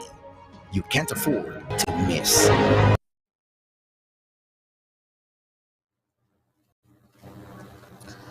Welcome to Tonight Undaunted. For some very special reasons, Tonight Undaunted will take a different turn. Now, I'm sure that you've been following the interview with the president as he addresses the Commonwealth. Tonight on Undaunted, we have a very, very prominent personality in our studio and would want to get his thought pertaining all that the president has said as regards to the Commonwealth. Now, the president, Sako, did say that the Commonwealth has been silent when it comes to problems that needs them to speak out. President Sako also said that Commonwealth is just monitoring when actions are supposed to be taken. That's on one side. And then on the other side, you would agree with me that it is important that the president makes international appearances just like this, where he addresses the world and allows them to understand the standings of Ambazonians.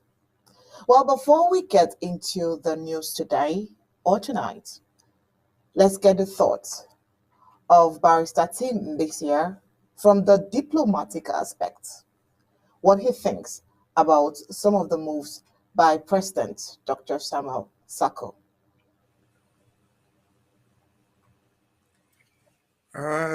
Thank you for having me and seeking my opinion.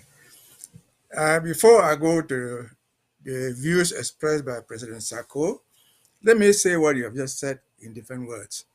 The Commonwealth is a club of member states. It's a club of countries with an interest. It is not an open club. So for anybody, a non-member, to gain access, to talk about them, to talk to them directly, is really a milestone. Because not being a member is so difficult and uphill task even to have access to them. They discuss their club issues in their clubhouse. And President Sako is not a member of that clubhouse. But he broke the golden ceiling, the hard rock, and was able to deliver the message he delivered.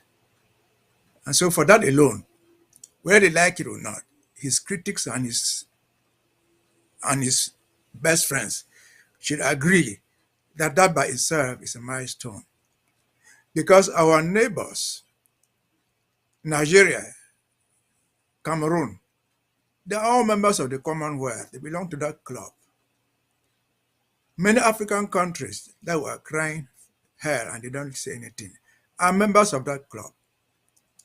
And so I'm sure they follow their club meetings, they listen to people, they would have gotten the message from the horse's own mouth. To that, I say thank you, Mr. President. I don't know how he did it, but whoever helped you to do it, to break that ceiling, I say thank him, congratulations for doing it. Over to you. All right, thank you so much, Barrister Tim this here. We'll definitely come back to you in a jiffy for a very, very important topic. Do stay with us.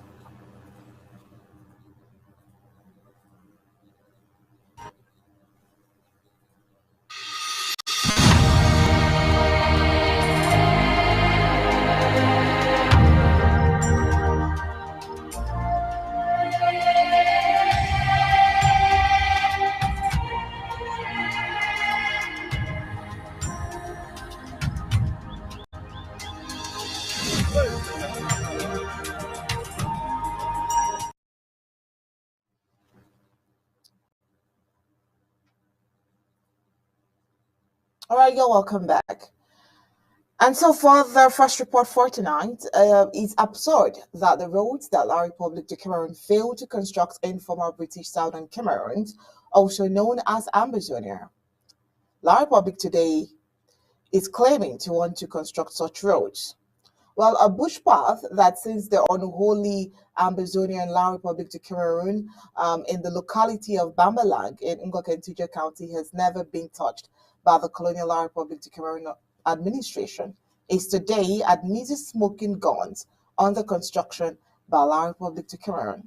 Well, this is not because they love to see Ambazonians or Ambazonia develop. They are merely digging access routes to the hideout of the Ambazonian fighters of Bambalang. Smart enough, King Shina Rambo has discovered their plans and forced the stop of the devilish project. He did this by ordering those on the ground doing the digging to desist from such acts. Well, the question is, why construct a road La République du Cameroon never did when there was peace? Why now that there is war? Well, like I did mention, today's news will be quite different and special, but we will begin here tonight. How are you doing, Steph? Oh, very well, Onyi. And good evening, Amazonians. King Shina Rambo, an Amazonian fighter manding affairs in Bambalang, has interrupted illegal road construction work going on in his area of operation. La République du Cameroon's military-sponsored road construction projects work on one of the outskirt roads of Bambalang is not healthy for the Amazonian struggle, as declared by the Shina Rambo. In a video displaying bravery, the fighter records himself parading the said road and promising to set ablaze any found working on the road. The Shina Rambo toured the road, made it clear that the reason for which La République du Cameroon is carrying out construction work on the road is to create access to him and frustrate his tactics of fast-forwarding the stay of the colonial La République du Cameroon's military in Amazonia. Well, Bambalang is one of the red zones in the conflict zone of Ambazonia. If the colonial Republic of Cameroon is engaging in road construction in this area, it's because of the humiliation they have suffered at the hands of King Shina Rambo. Now here is a video. Yes, that's the AKA General King Shina Rambo for Bambala the top. When the Sam, and they saw now for Bambala, now the route is.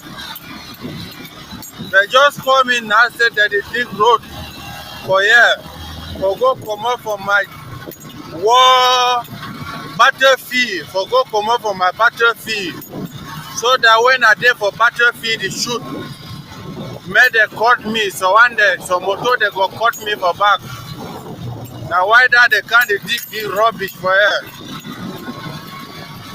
But I don't enter for there. But see the kind animal where they dig the road. I want enter, not see no man. You should say today they don't close because I can't late. Now the information they reach me. I want enter for day. Where they don't already close, they pack their team there. Whether they pack and go with an for outside, I don't know.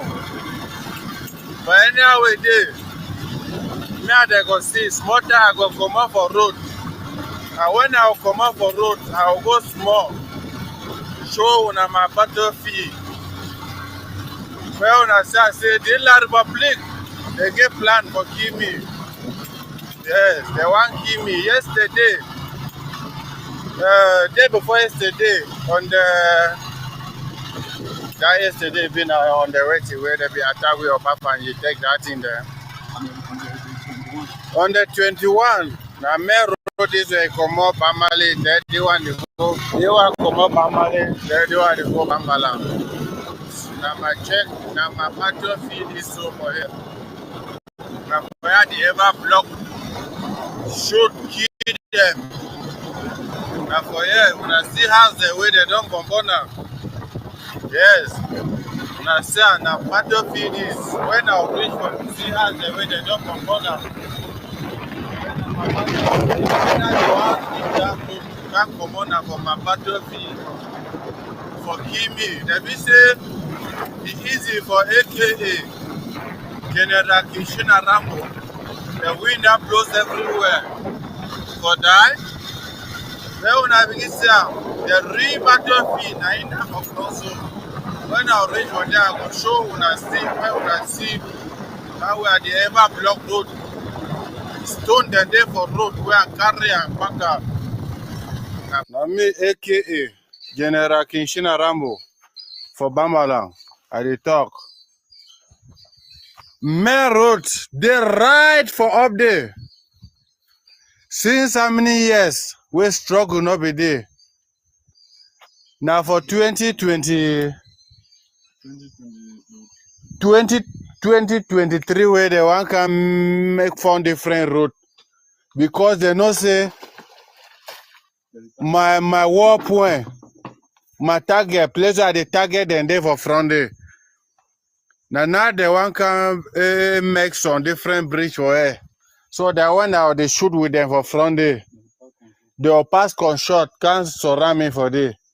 So any my way, as I don't count today for here, today na 23, you know, April 23. As I don't count for here today, the contractor or whether now that they dig the thing, if I hear machine cry again for here, I will come burn them. No be now way they know for farm road them, for pass or inside bush them, for pass or inside bush them. When I will go for front, I go still elevate the thing the show for una say. Now warning for them. Me I no can do something. They start blame me tomorrow. And now in Africa, while the war in Sudan is not having any fruitful ceasefires, other countries with its citizens in Sudan have started evacuation of their countrymen and women. A ship carrying people from 13 countries has arrived in Saudi Arabia, and the United States have evacuated all embassy staffers and their families by helicopter from Khartoum. Sudan's army has said it's taken steps to help more foreign nationals escape the conflict. Well, in the Sudanese capital, shared paramilitary pickup trucks hit by airstrikes litter the main streets, and weary residents queue for bread in neighborhoods largely emptied of civilian life. On the outskirts, people logged suitcases long distances by foot towards bus stops as they try to flee the city. A journey that would normally take little more than 30 minutes, but took 3 hours amid the chaos of the conflict. Well, as you know by now, the clashes pit Sudan's army against the paramilitary Rapid Support Forces, the RSF. They jointly staged a coup in 2021, but came to blows over plans for an internationally backed transition to civilian rule. It is the first time fighting on this scale has affected the capital, which is composed of Khartoum and the adjoining cities of Bari and Omdurman, and has a total population of more than 10 million at a confluence of the Nile. Airstrikes, shelling and gun battles have ripped across the city day and night, unabated through the final days of Ramadan, when Muslims fast from dawn till dusk, and through the 3-day holiday of Eid al-Fitr, which ends on Sunday, despite repeated promises of ceasefires. Reports from Reuters, who got an inside look of the recent war in Sudan, has it that the RSF has embedded itself in several neighborhoods, taking over buildings, while the army has used airstrikes and heavy artillery to try to force its rivals back. Well, according to residents and witnesses contacted by Reuters, the army has said it is trying to clear hotbeds of rebel groups from the capital. The violence has cut water and power to much of the city and damaged and closed hospitals, with the two most vital day-to-day amenities cut out. One can only imagine what these residents have to go through. Many civilians are trapped in their homes or stranded, risking theft and looting if they venture out. Only a couple of days into the war, the crime rate has increased significantly. Who said there was anything beautiful about war? Well, crossing the Blue Nile to Bari, there is a scene of heavy clashes over the past 2 days. Cycling west crossing the river of Omdurman from Khartoum, you see a city transformed by the military power struggle. After more than a week of warfare, residential streets have become largely deserted. Worst of all, petrol has become hard to obtain with few cars. Supplies of flour and other staples are dwindling, and vegetables are scarce and expensive as well. Still, indeed, it can only be a down and spiral with war. Indeed, it can be only a downward spiral with war. I mean, at the main market in Bari, many buildings were badly damaged and burned by fighting and airstrikes. In some areas further from central Khartoum, buses could be seen preparing to carry people north towards Egypt, part of an exodus that has gathered pace over the past week. People carrying small bags tried to hitch rides with passing cars or catch minibuses heading out of the city. Well, near the Halfire Bridge linking Bari to Omdurman, a long diplomatic convoy with armed guards and flying British flags could be seen heading west. One of the evacuations of embassy staff and foreign citizens that began on Saturday and gathered pace on Sunday as the fighting abated slightly. Well, we have a tweet from the President of the United States, and it reads, "Today on my orders, the United States military conducted an operation to extract U.S. government personnel from Khartoum in response to the situation in Sudan.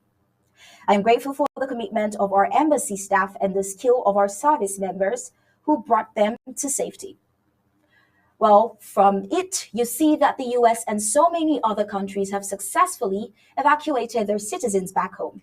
But what is the hope for a Southern Cameroonian who fled the ongoing war at home and sadly hits another? Where can they be evacuated to?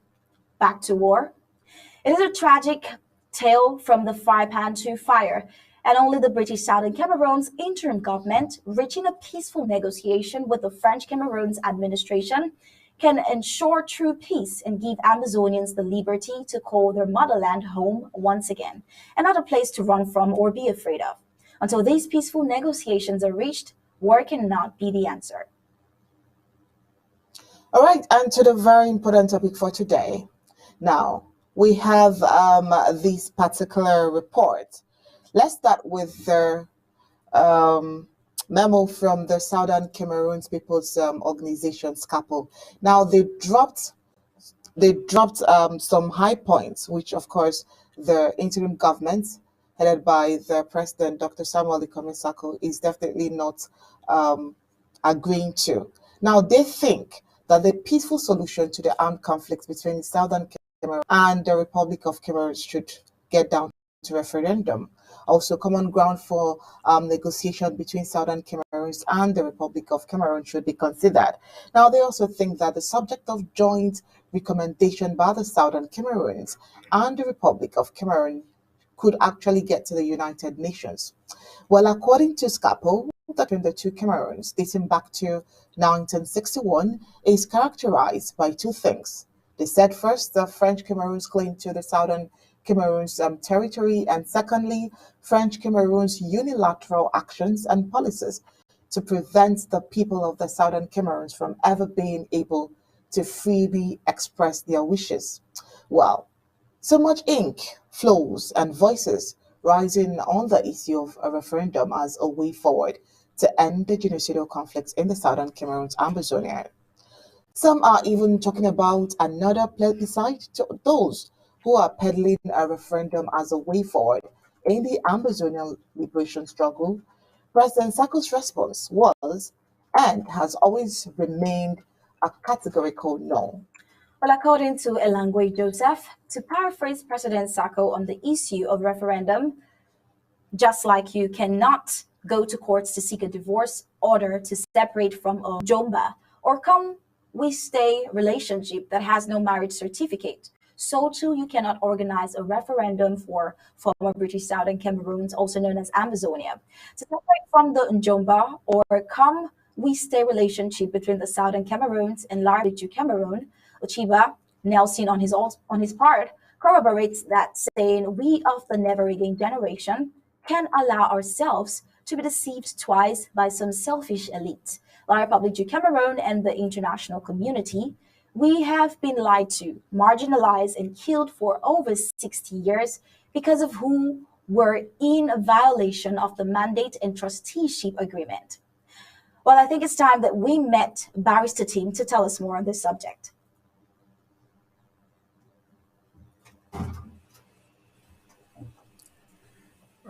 Thank you for having me once more.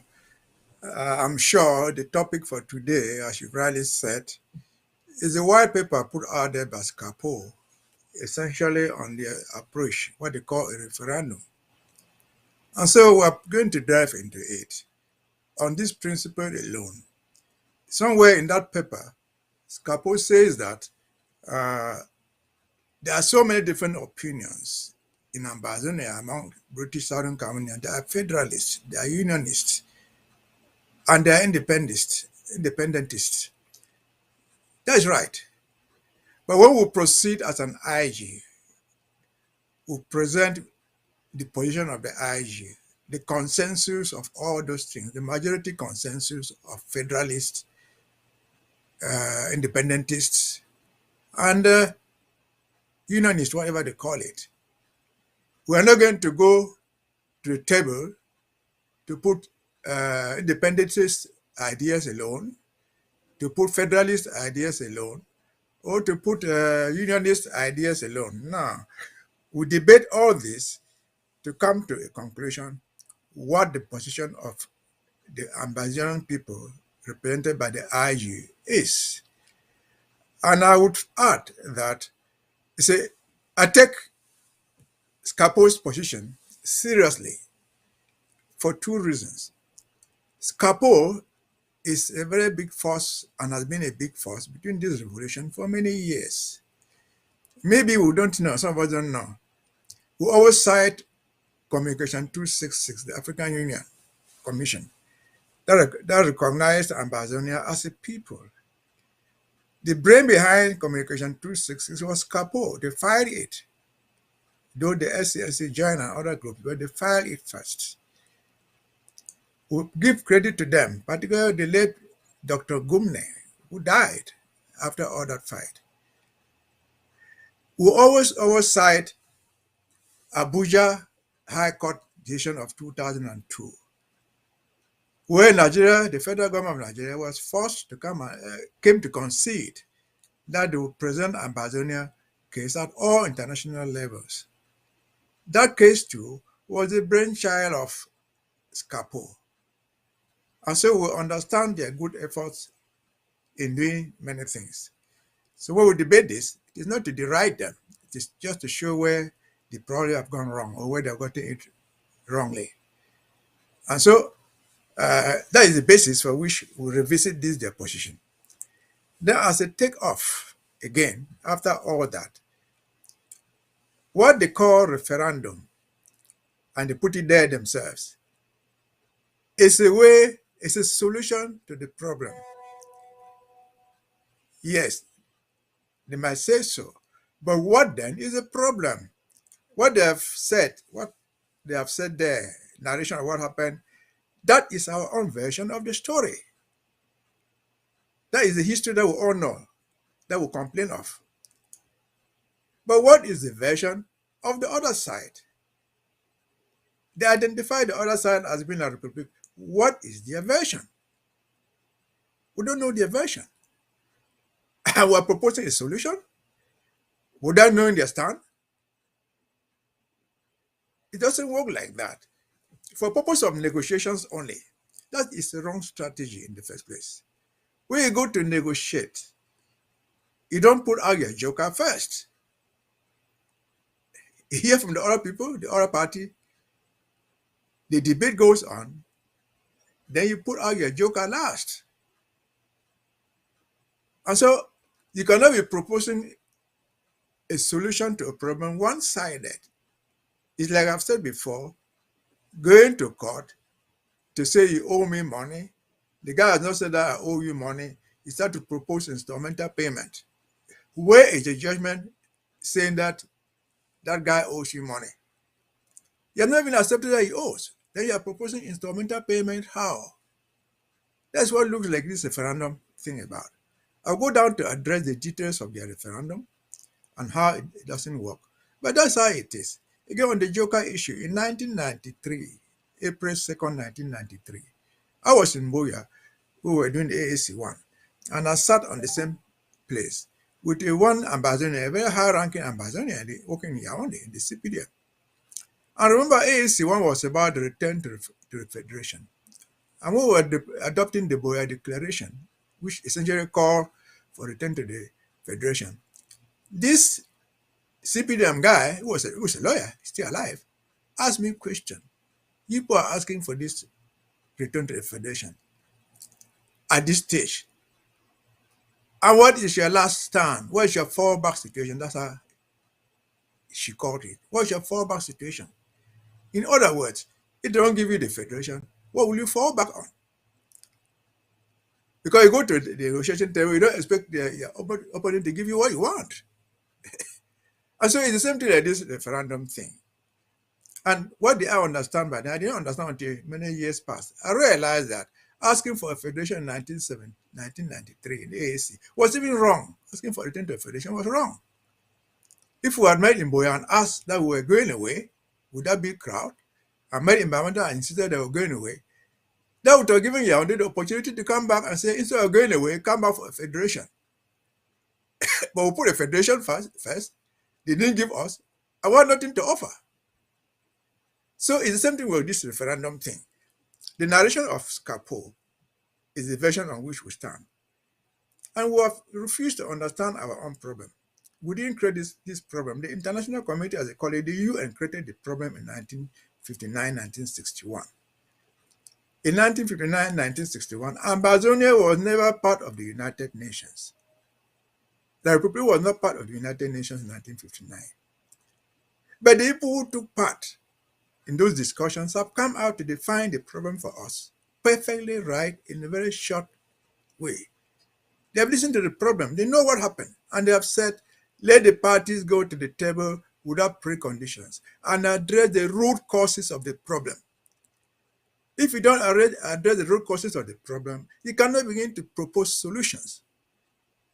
That's short and simple. America said so. Britain said so. All the parties said, go back to the conference table, address the root causes of the problem. What were the root causes in 1959, 1961, including the plebiscite?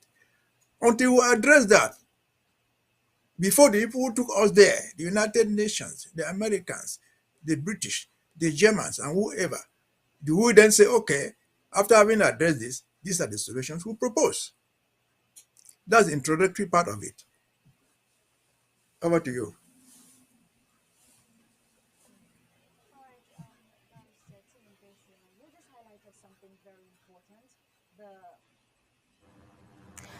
All right, Barrister Team in Bisia, you just highlighted something very important, the important role that Sako occupies in the Amazonian quest for freedom that cannot be undermined. Don't you think this position of theirs could cause a major swing on the international community's overview of the struggle? Don't you think so? I think some people, not even just the international community, including ourselves, will buy into the idea. But the issue is, it's not the idea, just buy into it. How are you going to do it?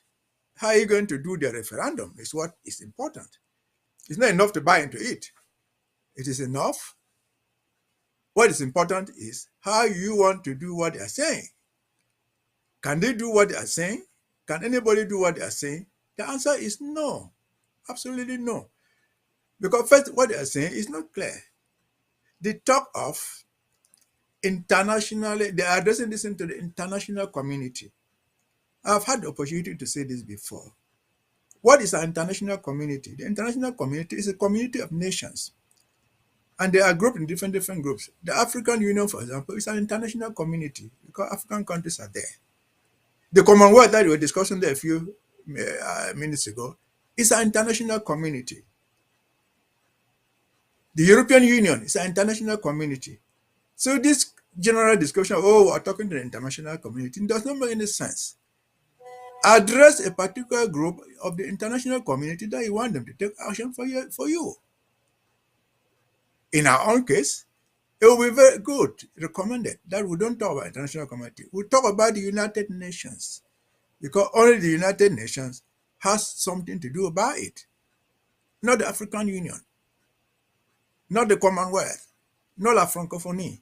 No, they can come to support. But our issues are based on the United Nations, which is just part of the international community. So when we address our issues, we should not talk about international community, but we should talk specifically about the United Nations, if that's what we want from them, or any other group that we want to address. If it is the Commonwealth, fine. If it is the African Union, we'll call them by their name. Because calling it international community, addressing nobody who is called international community, there's nothing like that. And so again, from there they proceed and insist and continue to write.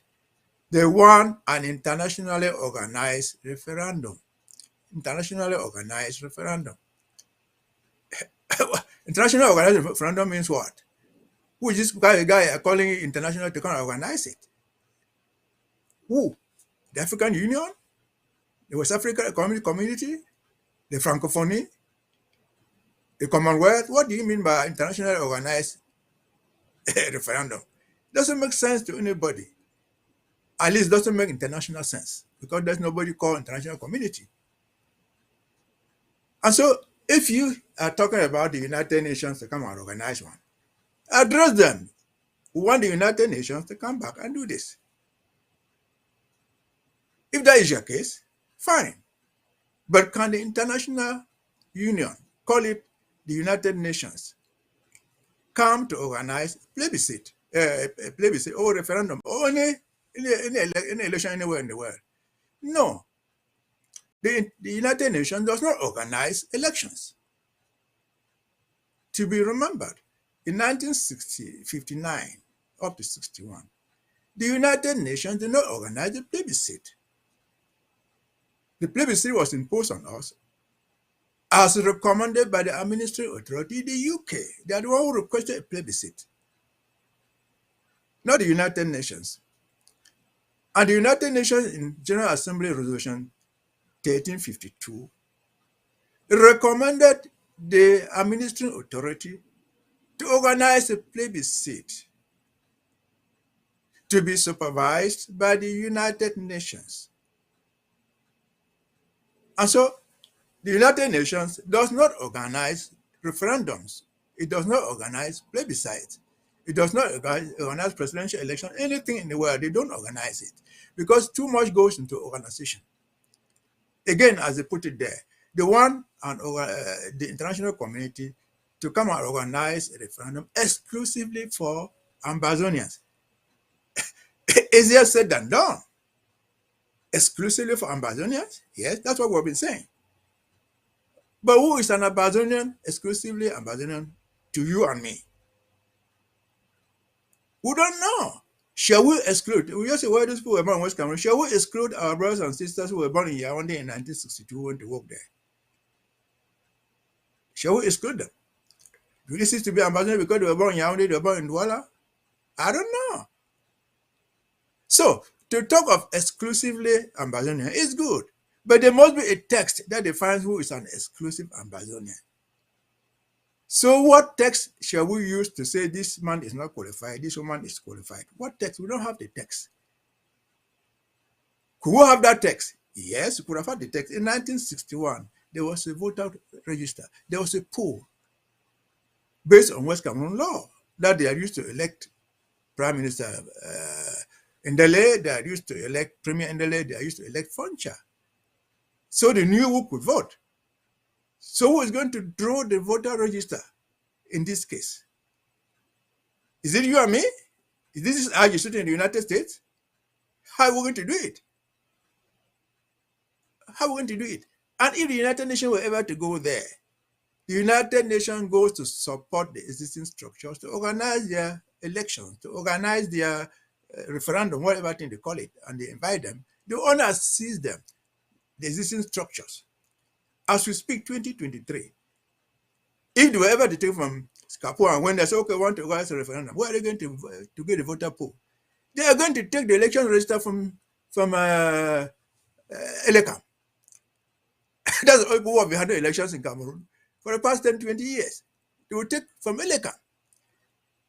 Does Capo, the writers of the document, believe in the election register put Albers Elekam of CPDM? How would they do it? How would they come to organize an internationally supervised elections? You and me, can we go and organize one now? With Lele Afrik in Bamenda, Okana Bila in Boya, the duos and the sous-prefects in the villages everywhere, and the appointed CPD administrators there. Can you organize one? It's totally impossible. Because the UN will not just come in. If they had to come in, or whatever international organization they are talking about, they will fly in with visas from Yaoundé. Yaoundé will have to invite you, give you a visa to land in their dollar port. So if they are not here in agreement, which supposes a common agreement, it's a lie. There's no common agreement there yet. If they are not in agreement, how would they give the organizers the visas to come and organize a so-called referendum?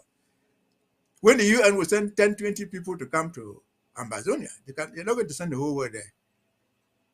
What are they going to do? They're going to come to and dislodge Lele Afrik if he's sitting there. No, it doesn't work that way. So the whole idea is ill-conceived. And they're giving examples, which I've said many times before. The examples don't tarry. The Southern Sudan example that they gave, there was a referendum in Southern Sudan.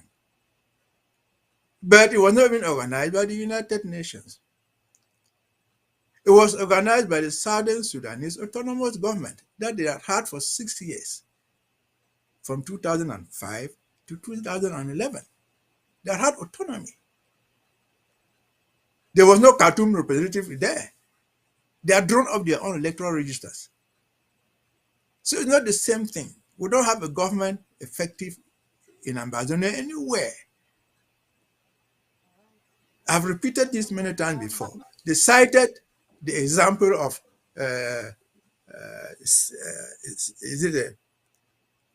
they've cited so many examples. They cited Quebec.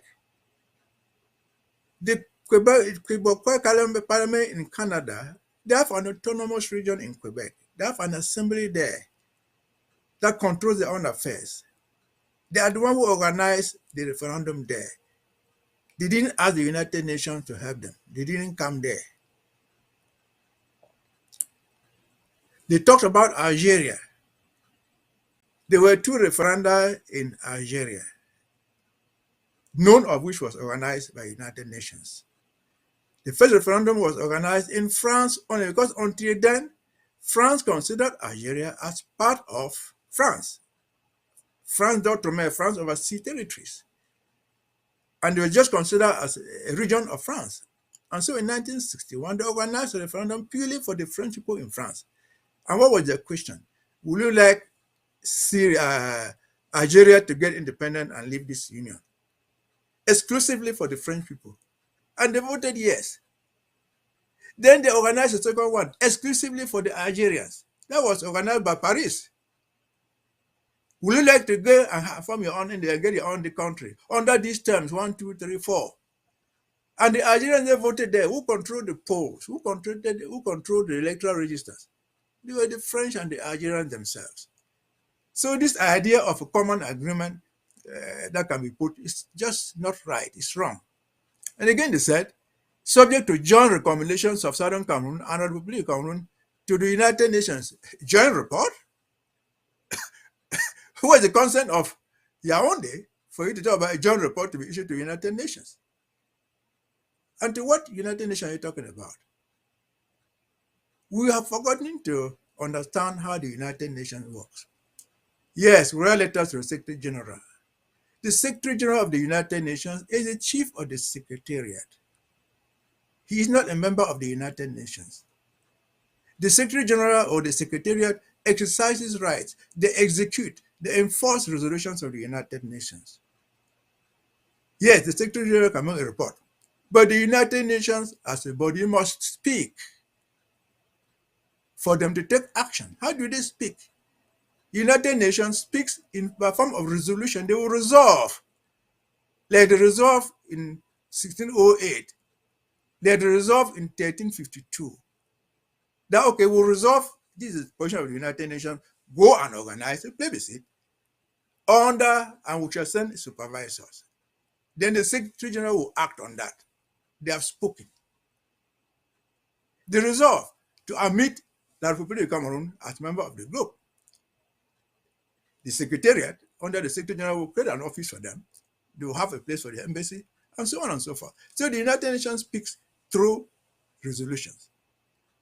And resolutions are passed by member states. Right now, if you ask Capo, where is the United Nations in this struggle right now as we speak? They have not taken any resolution on it. They have not taken any position on it. So how are you going to get them involved? Only a member state can go there. Does Capo have a single member state of the United Nations who will sponsor our case for them to resolve by resolution? Yes, but before you continue, probably that was why President Samuel Ikomet Sako did say that at this point is actually a trap. But then let's take it progressively a bit. Now there has been concerns about Ambazonian frontline movement being incapable of harnessing a common front. Now, what is the interim government doing, or what would you advise that the interim government do to have Scapo get the rationale of all you're saying here this evening? Well, I think for now, as we speak, Scapo is just having a debate. Scapo is not even mentioned as one of the so-called pretended frontline movement. They're not part of it. For now, to the best of my knowledge, Scapo is part of the IG. And therefore, well, if the Scapo as a bloc is not part of the IG, we know that Pandamgam, who signed that document, is part of the IG. And so they have to abide by the consensus of the IG. The international community knows. Forget about other unity, they know. And they were proving that. For example, when they went to Toronto talks, the IG was not there. It did not work. They have been to Canada a few months ago. The IG was not there. It did not work. They know the reasons. They went to the Grand National Dialogue. The IG was not there. It did not work. Yaoundé knows who is important. The international community, Great Britain, call them by name. They know who is important in this thing, who are doing the right thing. Without the IG, they will not stop the war. That's a fact. And so if Sako is right, as I said, the whole idea is to debate. Let them come out with all the ideas. Whoever who have been debating before will debate, get the consensus. If the idea were mine, and the consensus is that this is not good, I will abide by the consensus. The majority, that's the rule of democracy, the majority rules. Because if they say, go organize a referendum right now, Sako is not going to go to the ground and say, I want to organize my own people. They don't have anything to do like that. Or the IG will go and do it. So let them forget about that. Let us debate with them, but they should be prepared to abide by the consensus.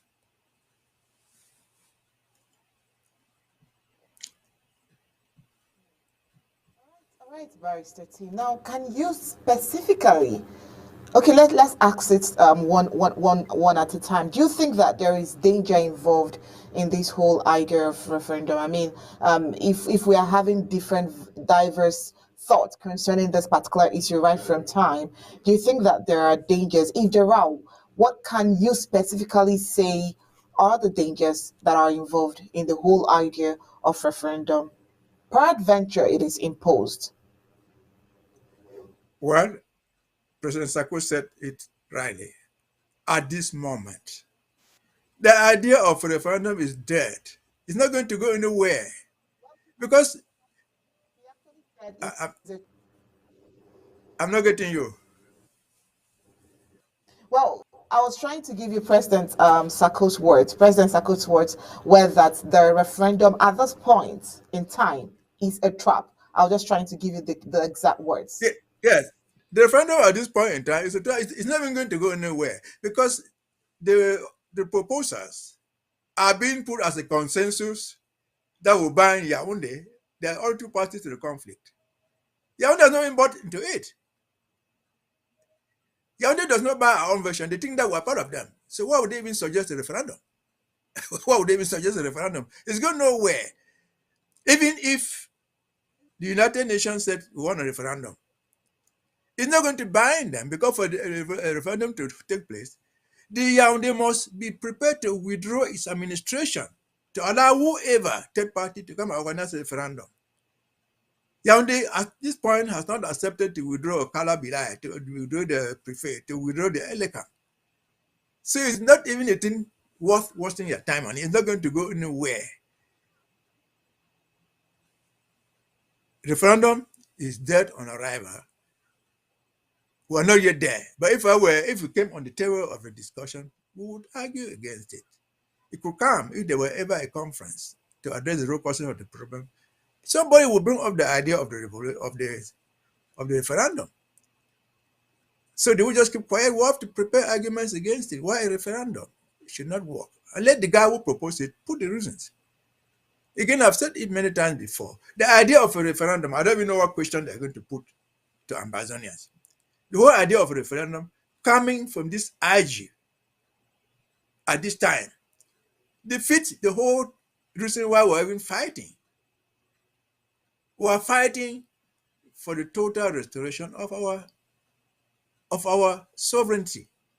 And then you go to ask your own citizens whether they want to be with you or they want to go and join somebody else. Can you do that? That question should not come from us. If we finally get a country, and there are Bazonians who did not like it because they wanted to be in Yaoundé, they are at liberty to walk and go and stay in Yaoundé. That's free immigration all over the world is like that. There are Ambazonians here who live in Nigeria. They are not going back to Cameroon. There are Cameroonians who live in Kumba, live in Bamenda, live in Ambazonia. They didn't go back when they voted to join East Cameroon. So our Ambazonian brothers and sisters who think that Yaoundé is best for them will walk to Yaoundé and stay there. If they think that is a better place for them, just like they can go to Central African Republic. They can go to Equatorial Guinea. They can go to Britain. Some of them are there. I talk about Dr. Gumne. He died in England. So there's no danger there. We put our position. If we vote at the end of the day and get what we want to get, those who don't like it are going to be bound by it because the majority carries the vote. If you know it is too much for you to bear, you move out of that place. As simple as that. And go to where you feel comfortable. For if you have to live in any community, you must live by the will of the majority. You must abide by the laws of the place. And if you don't have any other question again, I will address the role of the United Nations if they were ever to come in. Because they have mentioned it many times. Briefly, sir. Because they have mentioned many times in that their document, internationally supervised referendum. Somewhere they say UN supervise. Yes. The UN can supervise elections, be it referendum, plebiscite or something. They can supervise. But what does supervision mean? They come to help you oversee what is going on. When they say they come to help you, they are coming to help who? Are they coming to help Obia? Are they coming to help Atanganji? Are they coming to help President Sako? No. They are coming to help the institution that is running the elections for that government. That's running the plebiscite. That's running the referendum. They're coming to assist them technically. That's what its members supervise. And so how do they do it? They have a code approved by the United Nations. A code for elections, because we're dealing with elections. How can free and fair elections be done? They have this code, they bring this code and explain to you. I gave the example last time. For example, under that code, a polling station should not have more than 500 people. They can't explain to that. Yeah, people organizing the election, they explain to them. And they make sure they carry on that. That's how a polling station should be. How is counting done at the end of the day? They show you how to do it.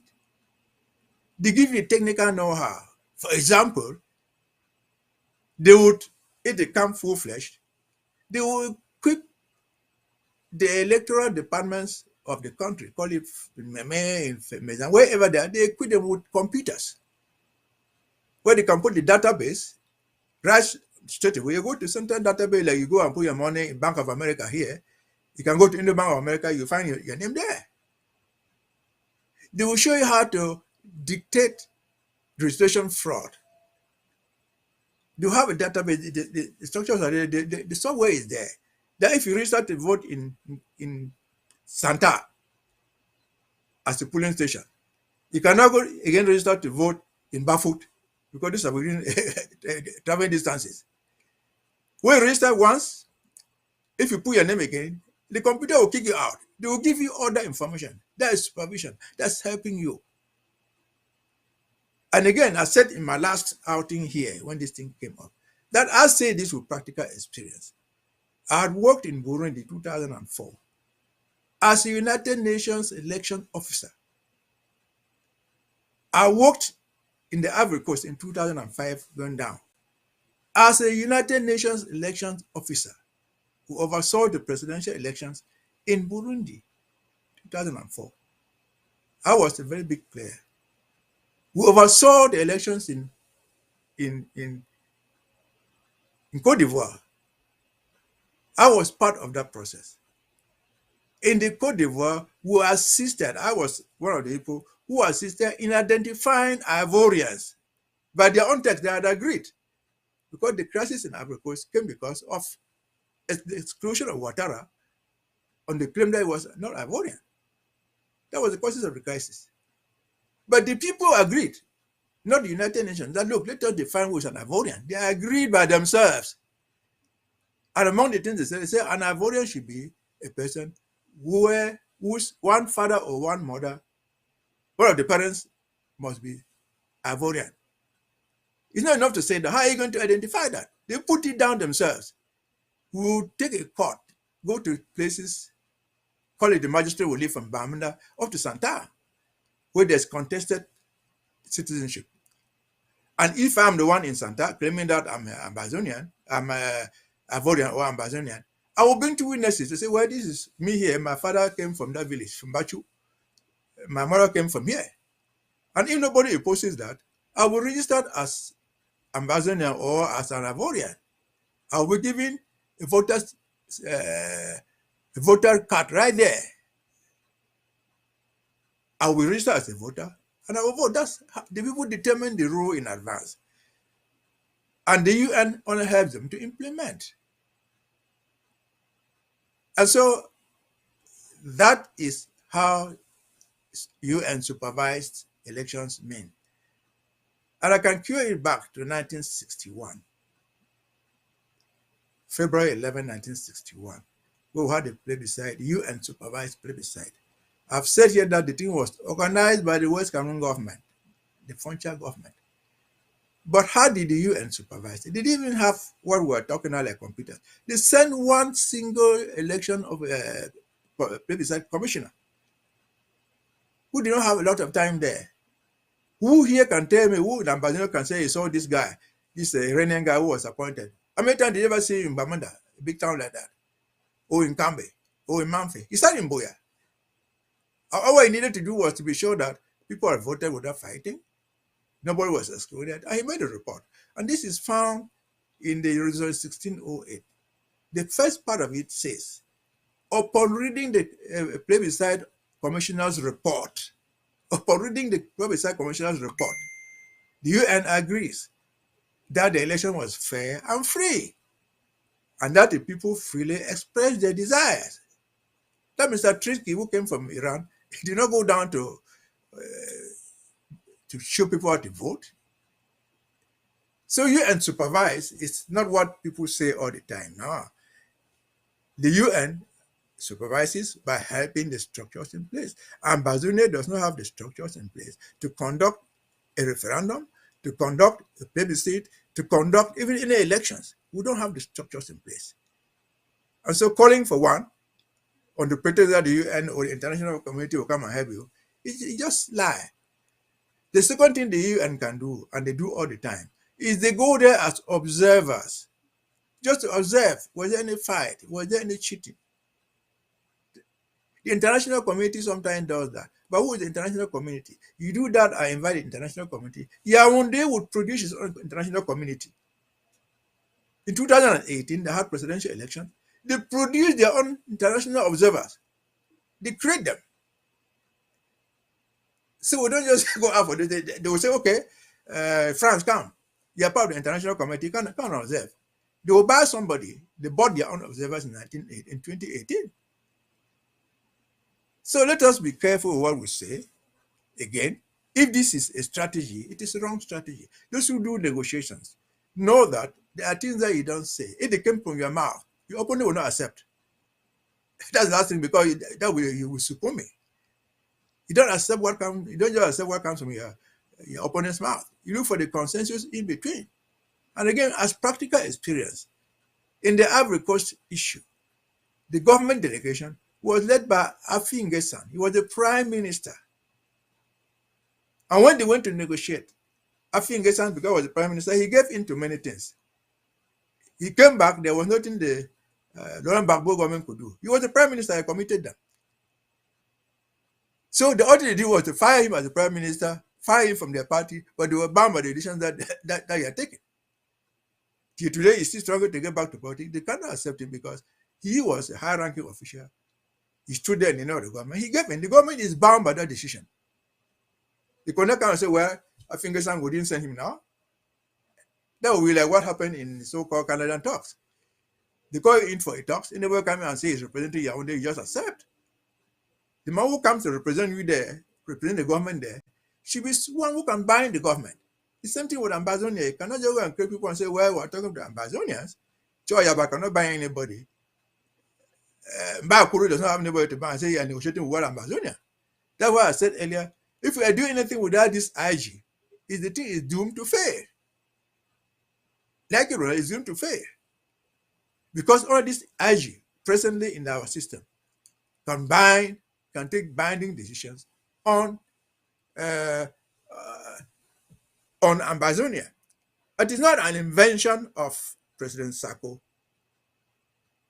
In the conclave that created the IG in Nigeria, they wrote in Resolution 13 or 14 like that going forward, all representation of Ambazonian case shall be under the IG. They wrote it down in black and white. So it's not President Sako trying to impose himself on people. No, that was what the fourth conclave said.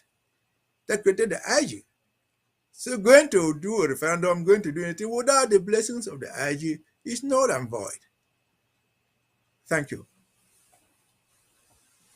All right, thank you so much. Thank you so much, Barrister Mbesia. Thank you so much for tonight. You've given so much clarity on this subject matter. And for as long as the struggle will be, we will continue to stand our points. Just like President Sako said, in a simple word, in a simple sentence that we all can remember, referendum at this point is just a trap.